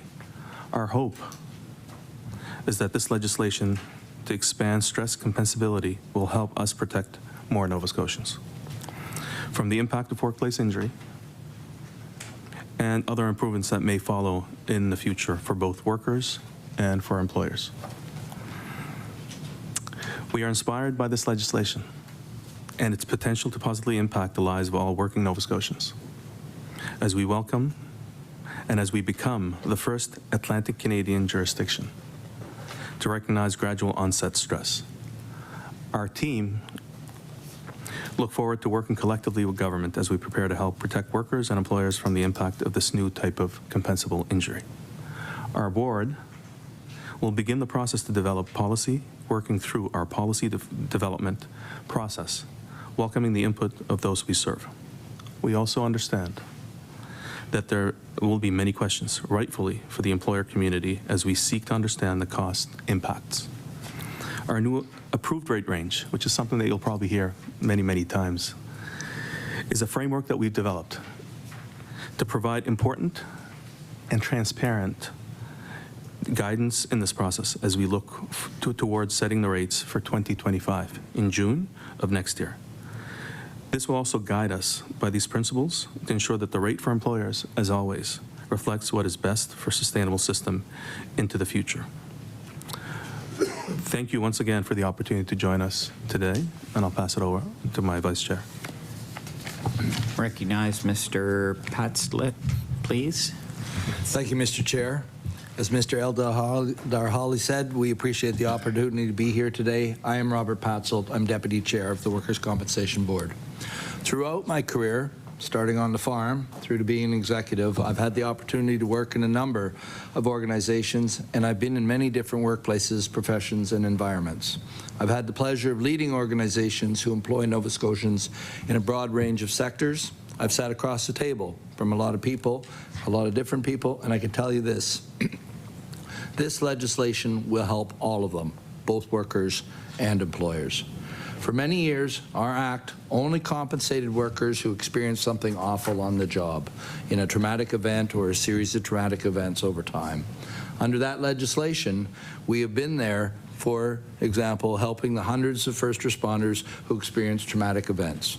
Most recently, those diagnosed with PTSD now have a presumptive legislation in place where it's immediately deemed that it's happened due to their work. Our operational teams are improving our service to these workers, and we're beginning to see progress in better claims outcomes for workers and employers who experience trauma at work resulting from psychological injuries. But the thing about stress is it doesn't have to be one big example of a horrible experience. In fact, it happens repeatedly and in smaller ways. It is there every day for some that is horrible. For some Nova Scotians, experience like this lead to this kind of stress happening over time, sometimes on a daily basis. They approach the time clock to swipe in, and they feel that pang in their stomach because of the awful things that happened to them yesterday in that toxic environment, and the cycle starts all over again. Whatever it is, from bullying to harassment or to the daily experience of something so mentally toxic, it begins to take a real toll. These are the people this legislation is intended to protect. We have adapted as the workplace continues to change and evolve. It also helps employers because they won't be in it alone. The laws and policy will be clearer. We will have specialized team to help Nova Scotians with this new type of compensable injury, and we will help employers access prevention supports in helping to create a workplace to which workers can return. Probably can't see it, but I'm wearing dual hearing aids. The result of that is from farming and heavy construction. And the main point is not all injuries are visible. We need to have every worker bring their whole self back to home. We'll continue to create workplaces that are both physically and mentally healthy, where Nova Scotians can thrive, and where the 20,000 employers we cover continue to drive the economy and create the workforce that we all here are trying to foster and to protect. Thank you.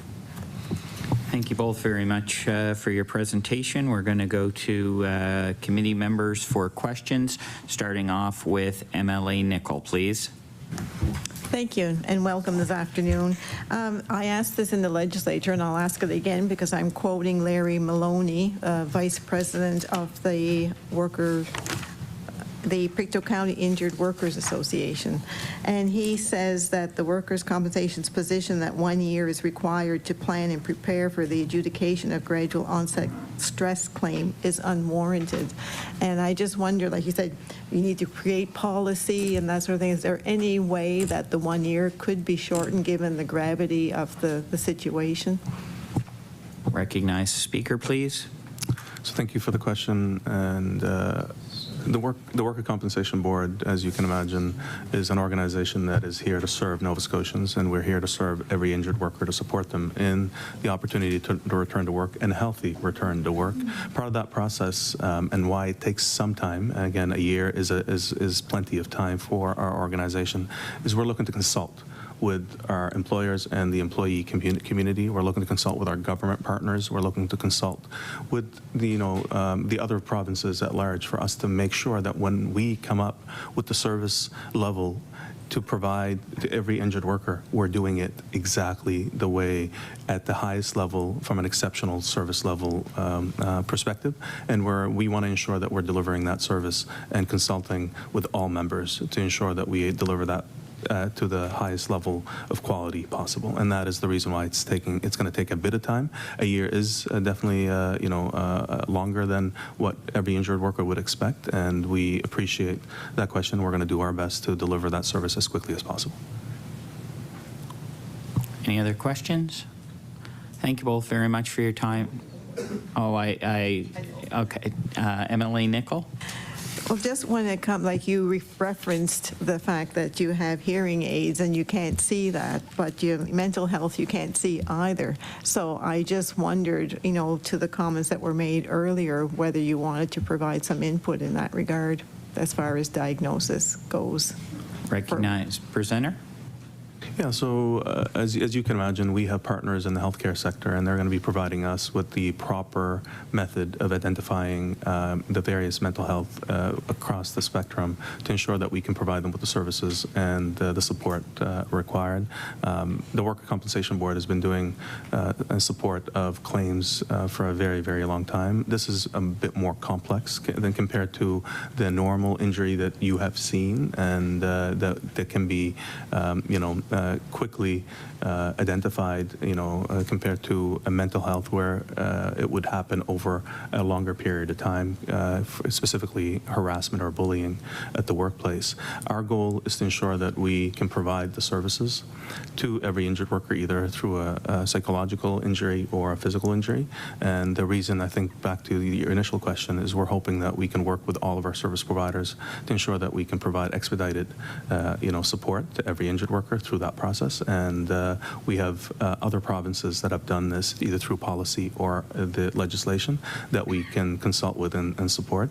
So Nova Scotia will be the first in the Atlantic region to support this level of injury, and but we have a lot across Canada to learn from, and we're going to ensure that we provide that as part of our journey as well.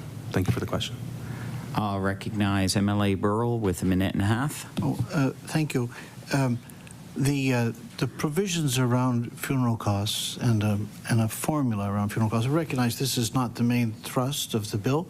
It's a secondary thrust, but it's also very important. And just wanted to provide you an opportunity, if you would like to speak, comment a little bit more on that and why it's necessary. So recognize the speaker, 1 minute. Our heart goes out to every injured worker's family, especially when there's a tragic death. The cost of the funeral benefit that this bill is supporting is to ensure that we can provide the support to those families so they don't incur extra cost of burying their loved ones. And we currently in Nova Scotia are probably the lowest compared to other jurisdictions in Canada. We recognize that, and we wanted to make sure, with the support of our government and the department partners, that we provide a benefit to injured workers, and this is one of the benefits that we hope to work with our government and ensure that we can do more for our injured workers to support them in these tragic times. So thank you for the question. All right, thank you both very much for your time today and coming in making a presentation. We appreciate that. Thank you. Members, we're going to revert back to... That's the last one, and that one? No, there's another one. Yeah. Members, we're going to revert back to our virtual presentation. So that's back to Bill number 339, the Financial Measures Act. We do have our presenter on screen now, and welcome you. Thank you very much for taking the time to come in. Can you hear us okay? I can hear you, thank you. Can you hear me okay? We can, thank you. So I would ask that you please identify yourself for the record, as well as any organizations, if you're here representing any. You'll then have up to 10 minutes to present to the committee members, and the committee members will have 5 minutes of follow-up questions if they desire. And once you've done your introductions, I'll start the timer on your 10 minutes. Thank you, Mr. Chairman. My name is Ron Pink. I'm a lawyer in Halifax who has a practice throughout Canada in the matter of pensions and advise many pension plans and employers and employee groups with respect to pensions. And it's my pleasure today to speak to you about Bill 339 and in particular Section 7 of that bill. I want to commend the government. This may seem strange, commend the government for this piece of legislation. This is the admission of private sector employees into the public sector plan is a perfect solution in a pension storm. Why is it a perfect solution? It is my belief, and the belief of many, that Nova Scotians ought to have a secure retirement. Defined benefit pension plans, like the public sector pension plan, provide security through a fixed formula which allows beneficiaries to predict retirement income, and it is essentially guaranteed. The public sector plan is a long-standing plan, a secure plan, and it is well managed. It will, thirdly, it will assist employees. If there's a large take-up after the passage of this act, and private sector employers move over into the public sector plan, it will provide security for employees who will then have a good retirement, who have not had a guaranteed retirement previously. It will give a strong and secure pension plan. It will contribute to a relatively strong and steady level of income, and also a strong and level steady of employment. The public sector plan, this committee must know, is probably one of the top 3 or 4 plans operating in the province today. If you could imagine that employees around the province were all members of the public sector plan, it would provide a significant opportunity for what we refer to as employee mobility. They could move to better jobs where their new employer also is a member of the plan, and thus their retirement income and security will be maintained. If we were to dream and there was every employer in the province participated in the public sector plan, what a perfect world that would be. Many employers could sign up, have their employees go from employer to employer if they wanted to, but they would never have to fear of losing their pension plan. I want you to know that from my perspective, the PSSP is a very well-run and administered plan. It has a terrific history of benefit payment. It has a new investment strategy, which is even better than in the past and will provide a more secure retirement for members of the plan. The pension plan run by CEO Doug Moody and the Chief Investment Officer Steve Mahoney is a plan with a vision and a future, and is a credit to the people of Nova Scotia. The transfer that we've done in the past, like when we moved universities into the PSSP, when we moved municipalities into the PSSP, it has all worked seamlessly. And it is a credit to the administration over the PSSP that it has worked. But when you look at, for example, the employees at Acadia University was one of the first employers to move over. There has not been an issue in the past 10 years, not a single issue. And their plan is more secure today than it was when it was with the Acadia University plan. That's what we need, secure pension plans. And what you have done here and what the Minister of Finance has done in his department has done has permitted that security to be available to any employer in the province. They can transfer in their current plans, which is through a system which is akin to that which happens in municipalities, or a new employer can come in and sign on day one. This is a terrific advantage. It may take some time for all this to happen, but the objectives are clear. The Nova Scotia retirement system, when it's up and running to apply to be available to all Nova Scotians, will be a terrific benefit to employers and employees. Let's just look for employers, for example. Employers who join this plan, I don't want to sound like this is an advertisement for it, but it's a defined benefit plan, which is the most secure benefit for employees. And they can get in with no administration costs. They don't have to worry about actuaries or administration systems, whatever. They simply have to send a check every month like they do their health plan. There's no administrative burden, no running of the pension plan. It will provide employers who join with a hiring advantage. The hiring advantage of saying to new employees, oh, we have a pension plan. It's a government pension plan, which you can join through this employer, is a huge hiring advantage. It will reduce, hopefully, employee turnover, and employers will be able to attract employees who are already receiving benefits on PSSP to come join them because it's a seamless transfer of their pension. There's no issue. They'll just be changing the name of the employer, but not their pension. There have been, as I said, lots of successes in the municipalities and in the universities, and I submit to you with great respect that this is just the natural progression of providing pension retirement income for all Nova Scotians. We are progressing towards a place, hopefully, where employers and employees in Nova Scotia will all participate in a plan like the PSSP, and it will provide a secure retirement for Nova Scotians. Finally, the PSSP, of course, it too gains. It gets new members, it gains younger members who have fresh allegiance to the plan, and it will be significantly advantageous to the plan to have new persons join the plan and not just government employees. So really, it's a win for the plan, it's a win for employers, and most importantly, it's a win for employees. And I offer my congratulations to the government for deciding to permit private sector employers to come into what is a really wonderful and successful pension plan, and you deserve much credit for doing so. Those are my submissions. Thank you. Thank you very much for your presentation.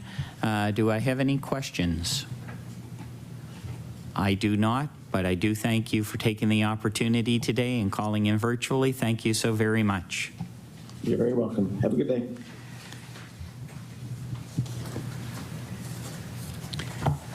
All right, members, we will move back. We've kind of jumping all over the place today. Thank you, everyone, for your patience. We're going to move back now to Bill number 334, which will be the Health Service and Insurance Act. We'll continue the public hearing on this. I'd like to ask our next speaker if they are here, Dan Boyd. He got it away, I think, so it's Connor Barker or Dan Boyd. Okay, so Mr. Boyd is not here yet, so we'll move on. Do we have Sandra Mullen? Is Sandra here? So we are running relatively early, so we'll take a 10-minute break, 12-minute break. We'll resume here at At 10:02, so at 1:50. Thank you.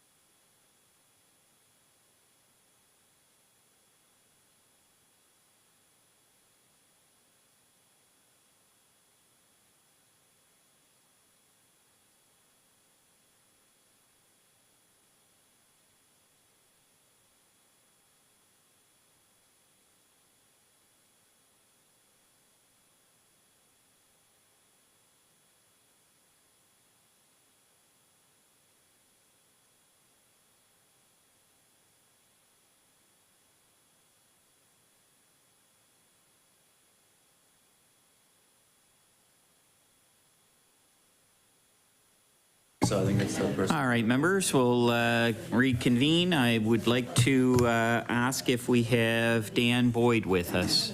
Is Dan Boyd here, or? That's you? Okay. So we are going to reconvene. We'll move on with bill number 334, the Health Services Insurance Act. Thank you very much for attending. In a second, I'll let you introduce yourself for the record, as well as any organization you may be here representing. You'll then have 10 minutes to present to committee members, and committee members will then have 5 minutes follow-up questions, and I'll start the timer as soon as you're done your introductions. Perfect. Thank you. And actually, I'm not Dan Boyd. My name is Dr. Connor Barker. Unfortunately, Dan was called away, and so I've been asked to replace him here at the last moment. So my name is Dr. Connor Barker. I'm a registered psychologist, and I'm a board member of the Nova Scotia Board of Examiners in Psychology, affectionately known as NSBEP. So the role of NSBEP is to protect the public by regulating psychologists who practice in Nova Scotia. This involves setting the professional standards of practice and also investigating and addressing complaints against psychologists. Psychologists in Nova Scotia can assess and diagnose many psychological and emotional disorders, and we also provide counseling or therapies that enhance physical and mental health of Nova Scotians. Psychologists are required by law to deliver competent, ethical, and professional services. So as a board, we have discussed Bill 334. And while we recognize that increased access to mental health care is a laudable goal, it is vital for the protection of the public that, if passed, this act is enacted in a thoughtful manner. This bill, as written, has limited information in it and is also quite broad in its scope. We recognize that if passed, the infrastructure to administer mental health and addiction services under Nova Scotia's Health Services and Insurance Act would need to be designed. So it is in this spirit that we offer the following insights to Bill 334 and the role NSBEP as the regulator of psychological practice in Nova Scotia. We invite further discussion as this legislation proceeds and the regulations are developed. So, ethical practice is at the core of a competent psychologist practice. Psychologists operate under the Canadian Code of Ethics for Psychologists.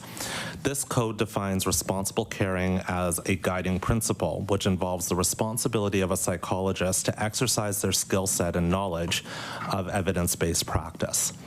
Psychologists have the freedom to select the assessment tools, methods, and interventions that meet the needs of Nova Scotians based on the best available evidence. So through specialized training that is focused on evidence-based assessment, diagnosis, and intervention, including the use of diagnostic systems, including the Diagnostic and Statistical Manual of Mental Disorders, so the DSM, and the International Classification of Disease, which is the ICD, psychologists have a knowledge of evidence-based tests and treatment protocols, the number and type of sessions required for effective treatment, and an ethical order of operations to follow in the assessment and treatment of any mental health concerns. By virtue of their research-based and clinical training, psychologists are also enabled to use their professional judgment in the application of psychological principles. So therefore, within the regulations, NSBEP, as a partner and regulator of psychological practice in Nova Scotia, can support the decisions about the nature and extent of services that may be needed to meet the requirements of responsible caring for individuals requiring mental health services. We also note that, consistent with the position of the Canadian Psychological Association, that psychology is an autonomous profession. That means that it's not dependent on, subservient to, or ancillary to any other profession. This must be recognized when regulations of any kind affect professional psychology. Within the public sector, psychologists working in hospitals and schools have, at times, been told by administration or management what tests or what services they must provide to patients or students. And they have been told that they are not permitted to use certain tests, therapies, or render certain diagnoses despite being fully qualified to assess and diagnose these conditions or disorders. So as a regulator, we have received reports from psychologists and families and individuals that have raised concerns about the potential to compromise the quality of care or the lack of access to evidence-based treatments. In the few experiences psychologists in private practice have had to date with versions of the new public-private model, it has also been reported to us that third parties have attempted to exert their influence and specify which specific tests can be used in psychological assessment. So our concern is, by permitting third parties who do not have psychological training to prescribe or constrain how psychologists conduct their work or the activities psychologists can or cannot carry out, there could be risks posed to the public. Our concern is that best practice standards may not be met or minimum levels of competence may not be able to be maintained if regulations are not aligned with evidence-based practice. Psychologists could be faced with having to send individuals away or having to provide suboptimal assessment or intervention. This could lead to ineffective assessment and treatment services for Nova Scotians. Consistent with that principle of responsible caring, psychologists have an ethical obligation to practice psychology in ways that will minimize harms and maximize benefits. So, if this bill is enacted, NSBEP respectfully requests a continued seat at the table to assist in the development of regulations respecting the Act, and that the government maintain cognizant that psychologists are experts in determining how the public can best receive mental health services. Psychologists are also experts in program evaluation. So Bill 334 is a bill that provides considerable powers to the Minister of Health and Wellness, as well as the Minister of Addictions and Mental Health, while at the same time diminishing the role of Governor and Council. So we respectfully request more information be included in the Act with respect to oversight. Specifically, there needs to be clear avenues to consider and resolve concerns, as well as metrics determined beforehand to evaluate the effectiveness of this legislation on the quality of mental health care provided to Nova Scotians. We recommend identification of specifically of what measures can be used to evaluate the implementation at each stage before steps are established, and a minister's review that will consider the Act's effectiveness in meeting its purposes, and that this review will involve stakeholders, including NSBEP and psychologists who are directly impacted by this Act. But ultimately, we wish to signal that we recognize the significance of Bill 334. This is legislation that, if enacted, could potentially change the landscape of mental health care in Nova Scotia and will certainly be watched by all of Canada. NSBEP is hopeful that this Act will allow psychologists to continue to provide competent services, maximizing the benefit while minimizing the harm to their clients and conforming to the Canadian Code of Ethics for psychologists. We are willing and able to support government towards the goal of improving access to effective mental health care for all Nova Scotians. Thank you. Thank you so very much for your presentation. I'll ask now if we have any questions from committee members, and I'll recognize MLA Lachance, please. Great, thank you so much for coming in today. So you recognize in your remarks that the actual infrastructure, like how this would work, is not developed, it's not spoken to in the Act. What, from your perspective, what would be some of the elements of an effective infrastructure to manage the rollout of this in a way that is consistent with achieving the goal of better access to services? Recognize the speaker, please. I was told I had to wait. Here we go. And I don't come with all of the answers. I guess what I'm saying on the part of the regulator is that we would like to be involved in that implementation, that we would certainly welcome the opportunity to discuss the regulations and the rollout of this program. Again, consistent with our Code of Ethics, to make sure that psychologists continue to have access to the tools and therapies that they need to provide good care to Nova Scotians. Ultimately, we wouldn't want something that would be heavily prescriptive, that would limit psychologists' ability to choose effective therapies. For example, in some jurisdictions outside of Nova Scotia, there's a limit to only using cognitive behavioral behavior therapy, right? And cognitive behavior therapy is a gold standard. It is used in many different cases to treat different mental health conditions, but it might not be the best course of action for a particular client. So we don't want to limit necessarily that, but also provide a range of things that psychologists are going to be able to do to provide effective mental health care to Nova Scotians. Thank you. Recognize MLA Nicol, please.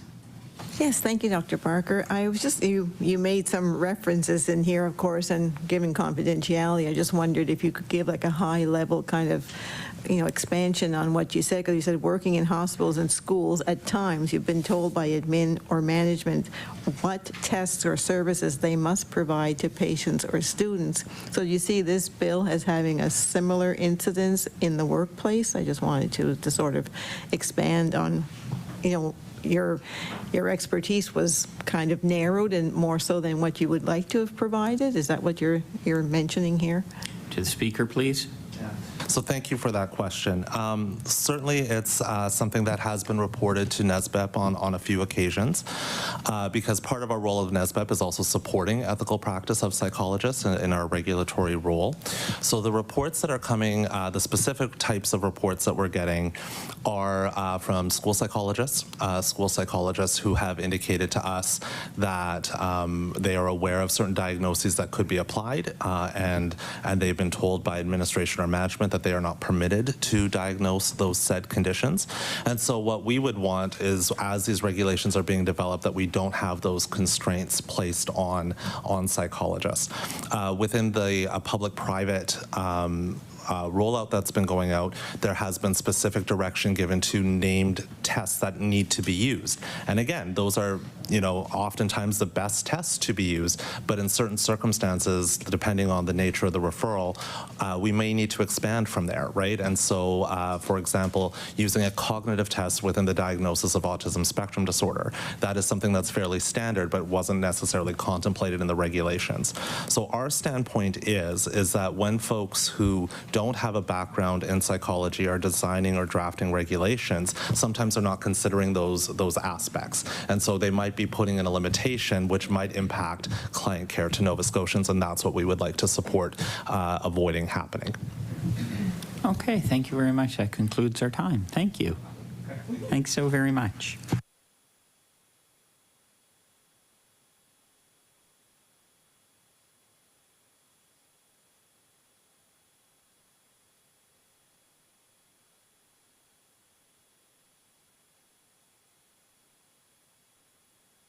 Oh, I'm sorry, I'm talking and my mic's not on. So members, we will revert back to Bill number 339, Financial Measures Act. Our next speaker, Sandra Mullen. I saw you come in and I think you had a NSGEU purse, or one of you did, so I saw you there. Welcome.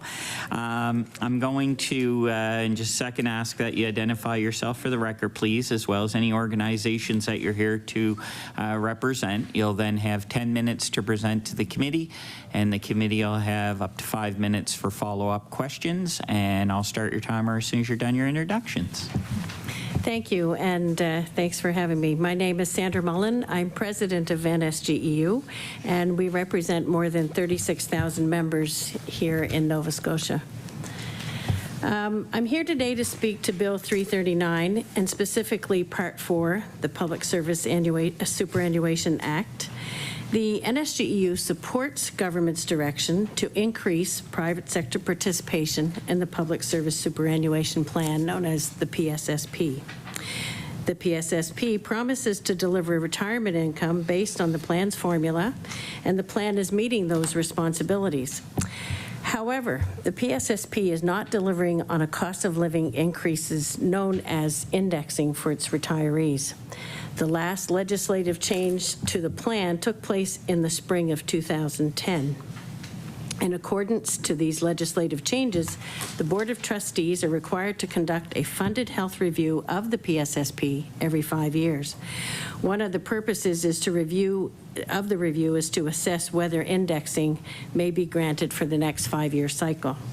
The legislation does not permit the Board of Trustees to assess the possibility of granting interim indexing on an ad hoc basis, especially in periods of high inflation. We have included a chart in your package, but I have additional copies here that highlights the impacts of indexing restriction over the past 5 years. When compared to other pension benefit plans, you can see that Canada Pension Plan had an average cost of living adjustment of 2.88%, including a 6.5% adjustment in 23 as inflation increased, impacting all Nova Scotians and Canadians. The federal superannuation plan had a 2.84% 5-year average increase with a 6.3% increase in 2023.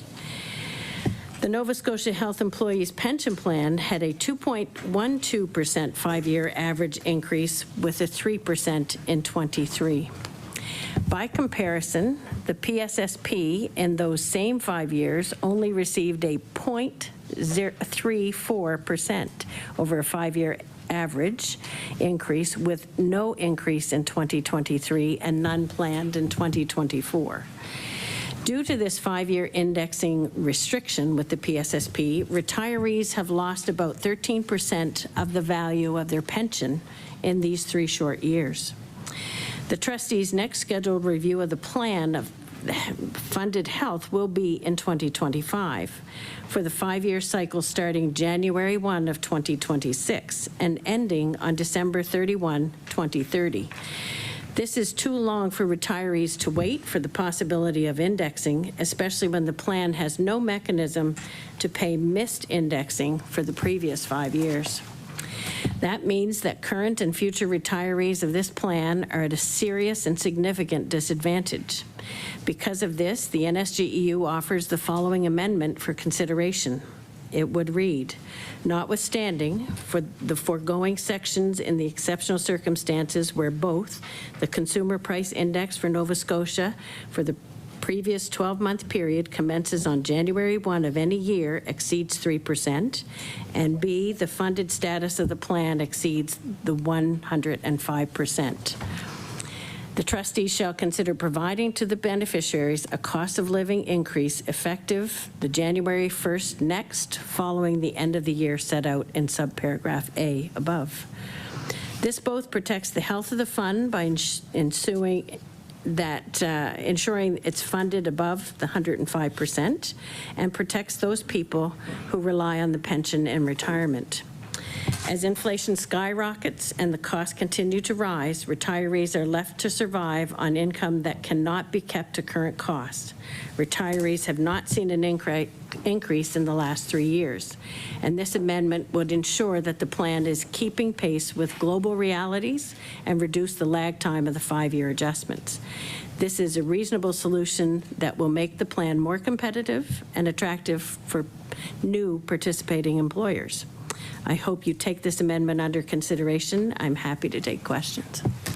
Thank you very much for your presentation. I will now go to members of the committee who may have questions, starting with MLA Burrell, please. Thank you.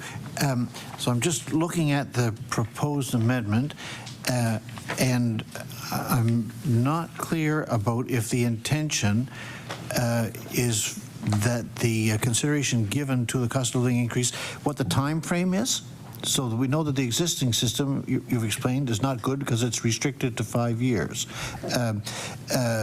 Is the suggestion here that the trustees could do something less than 5 years and any time frame is acceptable, or is there a recommendation, like 1 year, 2 years?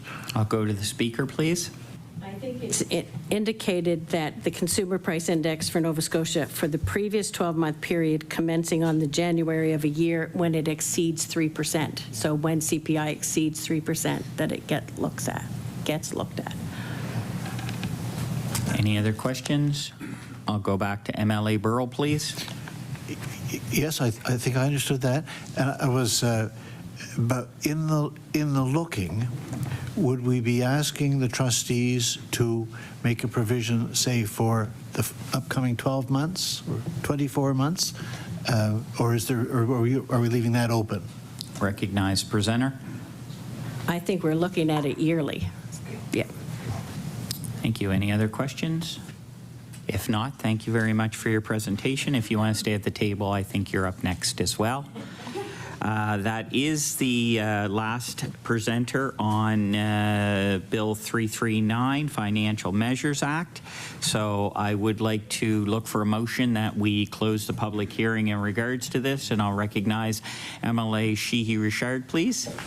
Thank you, Chair. I move that presentations on Bill number 339, Financial Measures Fall 2023 Act, now be concluded. We have a motion to close the public hearing in regards to Bill 339. All those in favor signify aye. Aye. Those opposed, nay. That's carried. Looking for a motion to refer Bill 339, Financial Measures Act, back to the House. I'll return to MLA Sheehy-Richard, please. Thank you, Chair. I move that Bill number 339, Financial Measures Fall 2023 Act, be reported back to the House without amendment. A motion on the floor. All those in favor signify with aye. Aye. Those opposed, nay. That motion is carried. Members, we'll move back on now to the next item, moving back to Bill number 334, the Health Services and Insurance Act. We'll move on to our next presenter, Sandra Mullen. As previously, if you'll identify yourself, after that I'll start your timer. You'll have 10 minutes to present and 5 minutes to follow up. I'm Sandra Mullen, President of the Nova Scotia Government and General Employees Union, and I return to speak on Bill 334, the Health Services and Insurance Act. Thank you for your efficiency. You're all welcome. The objective of this bill is a good one, providing universal mental health and addictions care to people in need. It has long been agreed that mental health is health care, and as is care for people who struggle with addictions. The NSGEU supports universal, publicly funded health care. But with all recent legislation from government, it lacks any kind of consultation or outreach to those it most impacts. And while it might tick the box of an election promise, there are some concerns that should be debated and considered before this moves forward. The current government seems driven to amalgamate as much power within the hands of the Premier and Cabinet Ministers while reducing the important role the legislature and all its elected members should have in governing the province.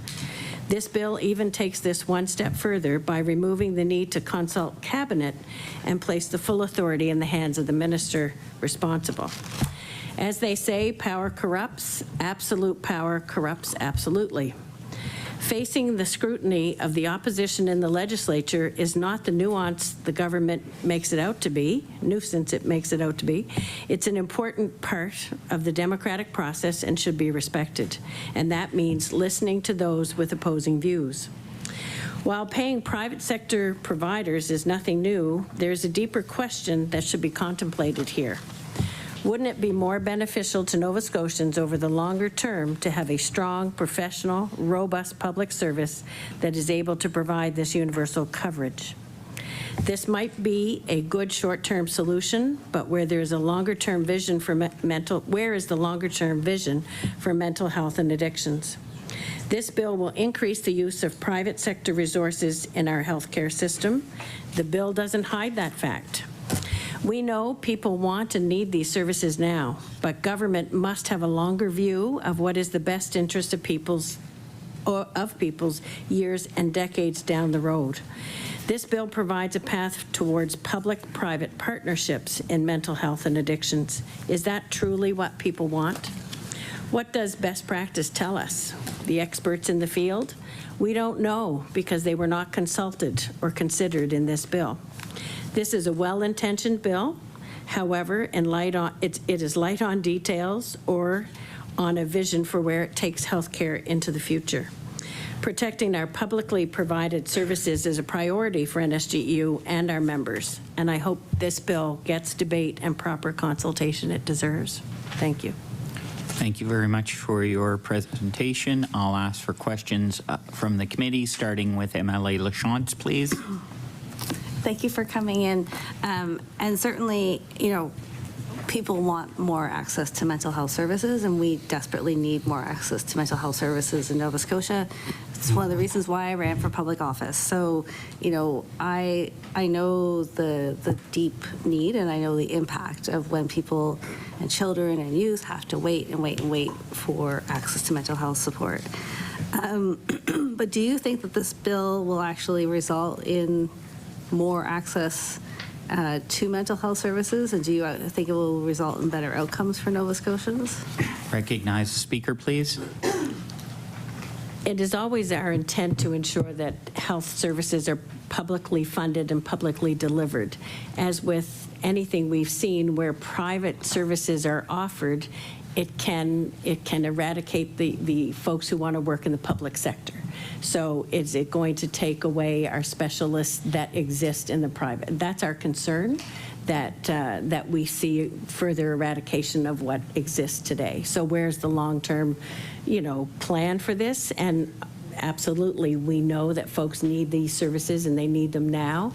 Would they get them sooner? Maybe. But what will it do to the overall state of the services offered in our healthcare system? Questions? That's wonderful. Thank you so very much for your time and your presentation today. Have a great rest of the day. Moving on to our next presenter. I believe this is a virtual one. Not available yet. They're not available currently, though, so we will move on to our last presenter, and I'll ask if they're here. Peter McLaughlin? McClellan, sorry. I never said I was good with names. Welcome this morning, sir. Thank you very much for coming in. This is on Bill 332, Workmen's Compensation Act. I know you've been sitting there for a while, so you've heard my spiels previously, but I'll let you introduce yourself and any organization you may be here to represent. You'll then have 10 minutes to present to the committee, followed with 5 minutes of questions by committee if they choose, and I'll start your time as soon as you're done your introduction. Thank you very much, Mr. Chair. My name is Peter McClellan. Excuse me. For a short 49 years, I was a lawyer practicing labor and employment. And to avoid getting to the 50-year mark, I retired, but have become the spokesperson for the group I'm representing here today, which is the Nova Scotia Workers' Compensation Stakeholders Coalition. And the list of the members is attached, but it is a group of associations and individual employers who comprise over 5,500 employers and employ over 70,000 Nova Scotians. The mandate of the coalition, which formed about a year ago, was one, to advocate for an independent review committee, thank you, to implement fundamental changes to the workers' compensation system in the province. And we are pleased that committee has now been struck. The second is perhaps the most important phase of work, which is to work collaboratively toward the necessary fundamental changes to the workers' compensation system in this province. The legislation, the administrative policies, procedures, the appeal process, as well as access to the public health care system. And these changes have been made in every other jurisdiction in Canada. By way of background of the depths of the problems we face, in the current year, the Nova Scotia average rate of assessment per $100 of payroll is $2.65, which is 79% above the national average of $1.48 and 57% higher than the next highest province, Newfoundland and Labrador. The rate that has been charged to employers in this province for the past 24 years has been the highest or the second highest for that period. Importantly as well, in key areas, the benefits paid to injured workers are the lowest or second lowest in Canada. Our funding ratio which was spoken to, I believe, by the chair of the WC board, is the lowest in the country. Is lowest in the country and still below 100%. And what that means is the fund does not have the cost to pay for the existing benefits. And of course, Bill 332 will add an important benefit, one which the coalition does support. By way of other comparison, our neighboring province, New Brunswick, had virtually the identical situation we are now in 2017. Our rates were about the same. Since then, their rate has dropped from $2.65 per 100, where we still are, to $1.18. And they have a funding ratio of 153%, which means that they are in the financial position to be able to provide for additional benefits such as is proposed in Bill 332, knowing that they have the money to pay for those benefits. As I say, we are pleased that Nova Scotia has taken the first step and has appointed that review committee. Speaking specifically about Bill 332, the members of the coalition support the intention of Bill 332 as introduced and would not have any changes to propose. Compensation for traumatic stress and gradual onset stress arising out of and in the course of employment is an appropriate extension of compensable workplace injury. As a lawyer, maybe former lawyer, I guess, we have to be fair in our system. We couldn't have a compensation system that would meet the Charter of Rights provisions if we only provided for left arm injuries and not right arm injuries. And likewise, having a workplace injury that deals only with physical injuries and not mental injuries, in my view, could not well be substantiated either morally or before the courts. And fundamentally, we are pleased with the intention of Bill 332 because we believe it is the legislature which should define the limits of what is covered, as they do with other benefits, and not leave it up to, I guess, lawyers and through judge decisions in the courts. So we applaud Nova Scotia for being able to outline in the way in which it has the legislation. The proper implementation of this system, and we heard a bit about this a few moments ago, will take time for the workers' compensation operation to effectively prepare for this new benefit which is now being provided. And in the view of the members of the coalition, September 1, 2014 is the minimum time period which we think will allow the workers' compensation to prepare properly to deal with the claims. While you can't really compare magnitudes, and we know that in British Columbia, this is not the submission, they moved from 2,000 claims when they introduced their legislation, 4,000 claims to 6,300 in a period of 4 years. The allowed claims are about 2,600. British Columbia is 5 times the population of Nova Scotia. Ontario has 2,400 approved claims in 2022.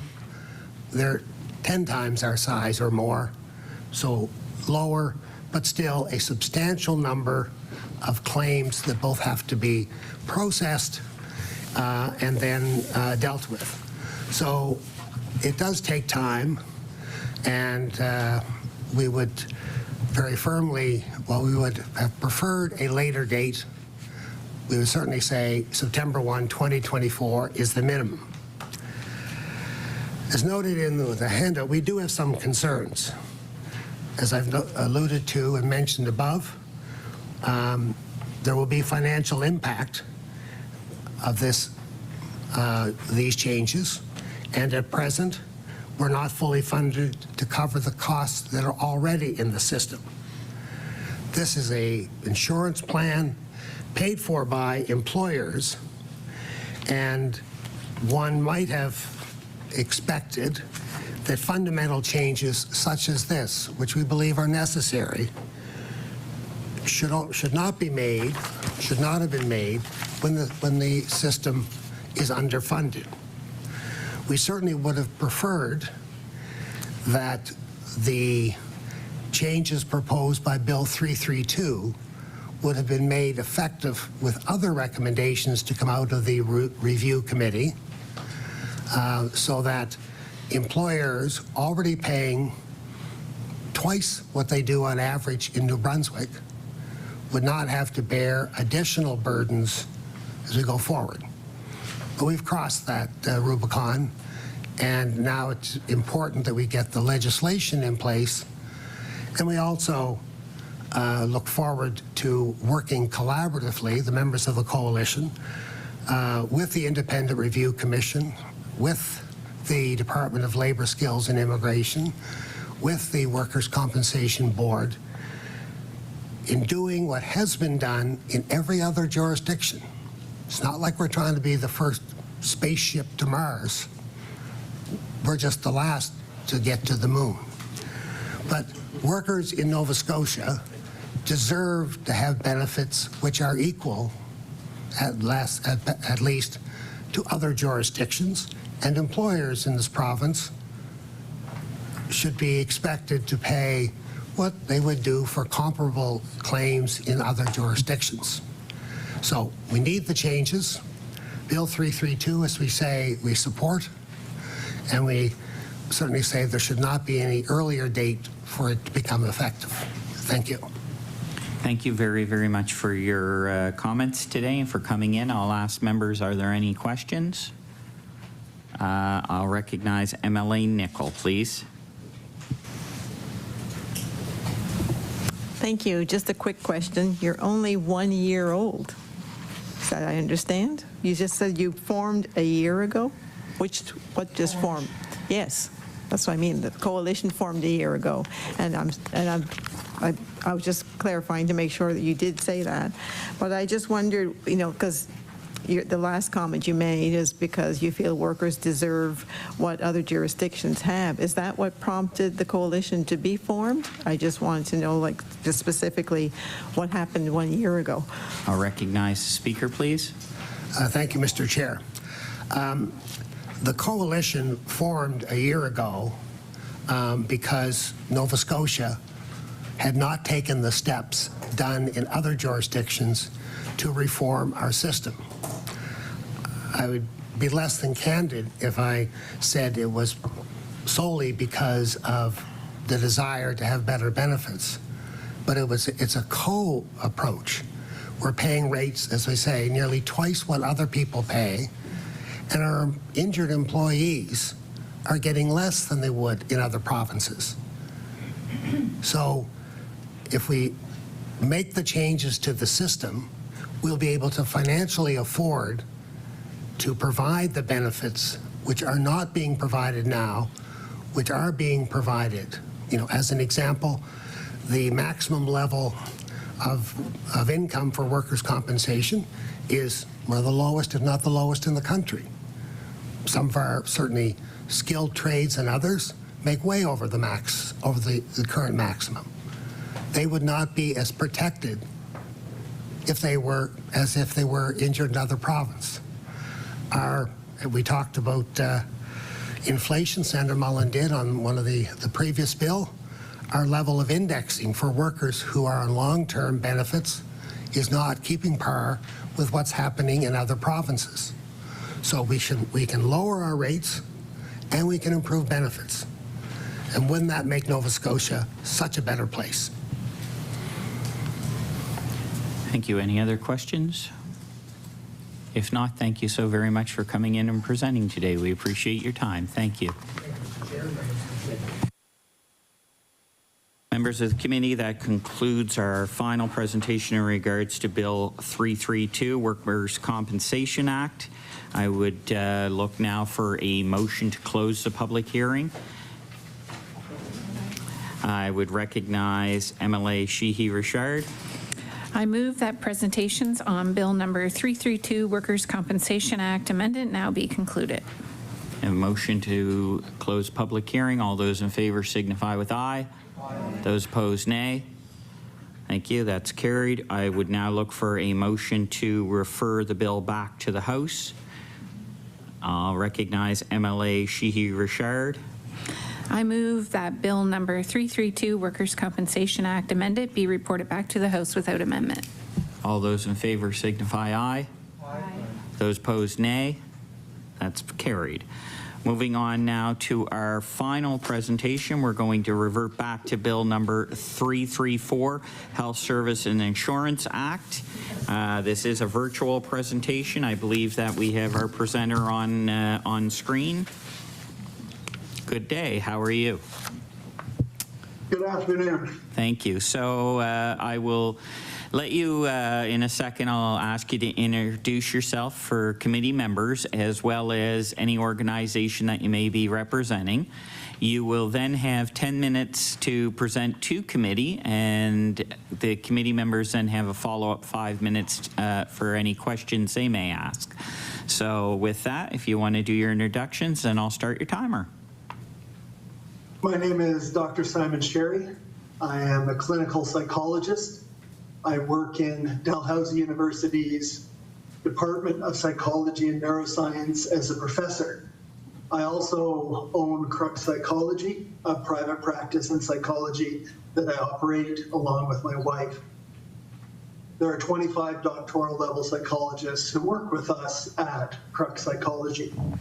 All right. I want to start by acknowledging I'm very grateful to our provincial government for placing value and attention on mental health. I'm also concerned about Bill 334. Bill 334 seems more like rearranging the deck chairs on the Titanic than an actual solution to Nova Scotia's mental health crisis. Let me unpack what I mean by that. We first need to understand the prevalence, the rate of mental health problems in our society. At least 50% of Canadians are going to have a mental illness at some point in their life. And recent data from Statistics Canada tell us that rates of anxiety, depression, and bipolar disorder are rising. In fact, many of those rates have doubled within even the last few years. And this has resulted in a crisis of capacity. The rates for help seeking for mental health problems have doubled over the past 20 years and are still sharply rising. There's a very, very high rate of unmet mental health needs in Nova Scotia and across Canada. Somewhere between 15 and 50% of people describe unmet health needs here in Canada. If we were to apply those numbers to Nova Scotia, we might imagine that there's somewhere between 150,000 and 500,000 people who would be reporting and experiencing unmet mental health needs. To concretize that and bring it down to a more local level, at Crux Psychology, since January of 2023, we've had 1,680 requests for therapy and 1,544 requests for assessment. We're massively overstretched. We cannot come even close to meeting that demand, despite adding 23 psychologists to our clinic since 2023. And yet, Mr. Brian Cormier, the minister responsible for the Office of Addictions and Mental Health, is quoted as saying there is significant capacity among private providers to help address demand for service. Here, Mr. Comer must be referring to the 5 hours I sleep each night. In private practice, days are often very long, and wait lists are even longer. There is no unused capacity. Let's take a look at the future. Growing capacity is definitely important. For example, I appreciate the province's recent support of Dalhousie's Centre for Psychological Health. This centre will grow our province's capacity for psychological services. But psychologists take a really long time to grow, including 10 to 12 years of university education. We cannot just throw more psychologists at this crisis. Mental health care in Nova Scotia is having a blockbuster versus Netflix moment right now.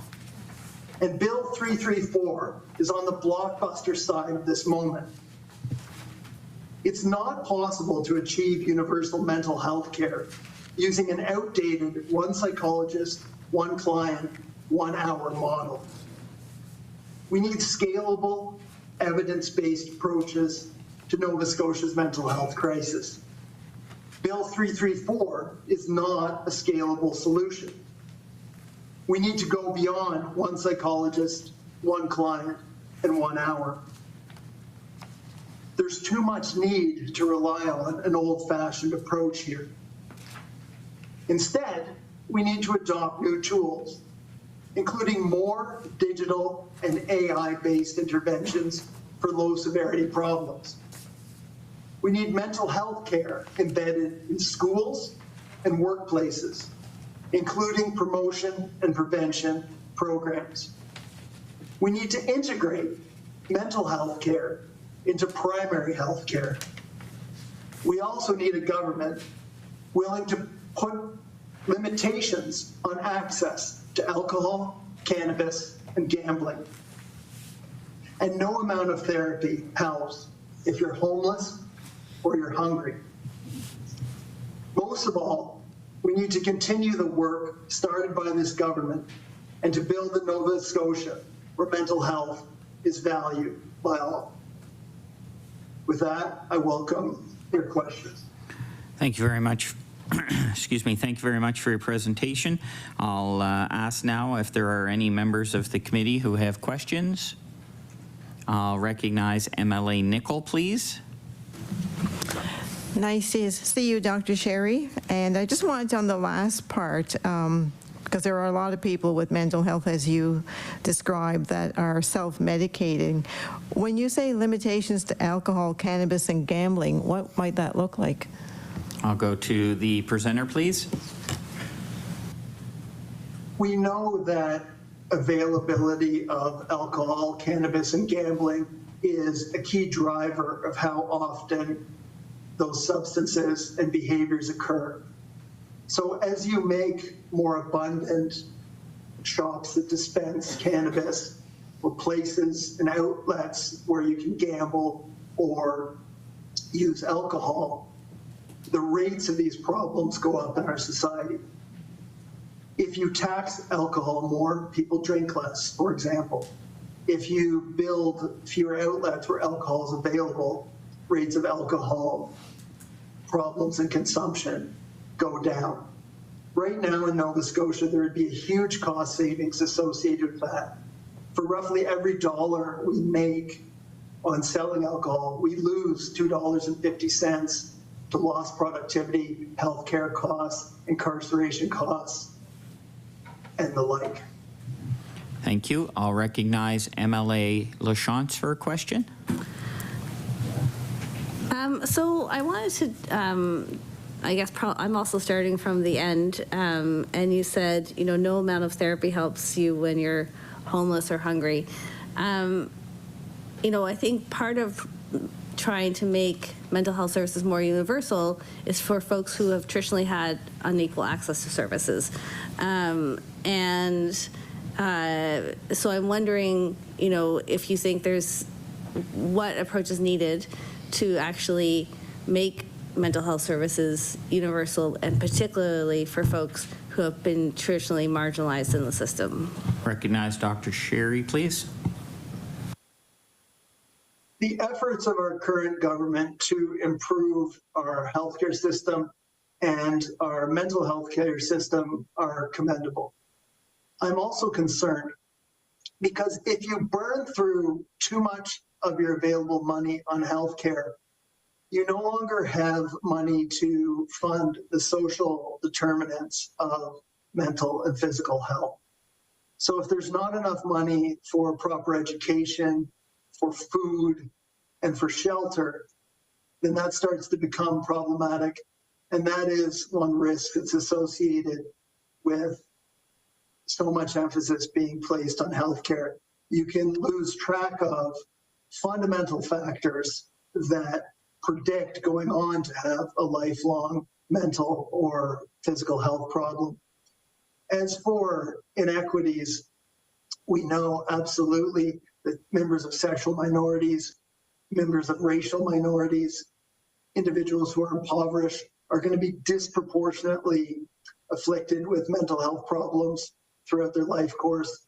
And historically, these individuals have been shut off or blocked from access to mental health care at high rates. So a truly universal system would bring care and compassion to those marginalized groups. Thank you very much. Any other questions? I do have a question from MLA Sheehy Richard, please. Hi there. Thank you for your testimony today. I just am trying to get my head around all the presenters that presented against this piece of legislation today. Just simply for an example that I'll use, teenagers that are struggling in school. We had the ability to have private psychology appointment for our son who felt struggled, not able to perform in society. And through those 2 sessions, he realized that the things he was going through were very normal things to do. So when I think of this act and what it could do for folks that can't maybe necessarily receive that, and working towards continuing on with the minister in this direction of having these become more accessible, not just for folks that could afford to come privately to see you, but also for folks that live in rural Nova Scotia that maybe can't make the trips to where most of these clinics are. So I do appreciate your concerns, but I did just feel very emotional, and as a mom, to think that more and more of these kids may slip through the cracks if they cannot get access to universal mental health. And I believe that working together is the best way that we can support all Nova Scotians. I'll recognize the speaker. I don't know if there was actually a question, but I'll go to the speaker with 1 minute left. Treatment is effective. Accessibility is important. That's not what's at issue here. You simply have not built the resources to support the addition of an estimated 300,000 new clients. We don't have the capacity to handle that. We need to try innovative approaches and actually grow the infrastructure to do that. This approach has been tried and largely successfully implemented in the UK, but it was part of a decade-long effort where they trained 10,000 new therapists. We're just simply changing a bill and pretending like somehow we have the capacity to provide universal mental health care. And that's a problem masquerading as a solution. Thank you very much for your comments, Doctor. We appreciate your time and calling in this morning. Thank you so much, and have a wonderful rest of your day. I appreciate the chance to speak on this important issue. Thank you. Thank you. All right, members, that is our final presentation in regards to Bill 334, Health Services Insurance Act. I would look now for a motion to close the public hearing on this, and I'd recognize MLA Sheehy Richard. I move that presentations on Bill number 334, Health Services and Insurance Act amended, now be concluded. We have a motion on the floor to close public hearing. All those in favor signify aye. Aye. Those opposed, nay. That is passed. And a motion to refer back to the House. MLA Sheehy-Richard. I move that Bill number 334, Health Services and Insurance Act amended, be reported back to the House without amendment. Motion on the floor. All those in favor signify aye. Aye. Those opposed, nay.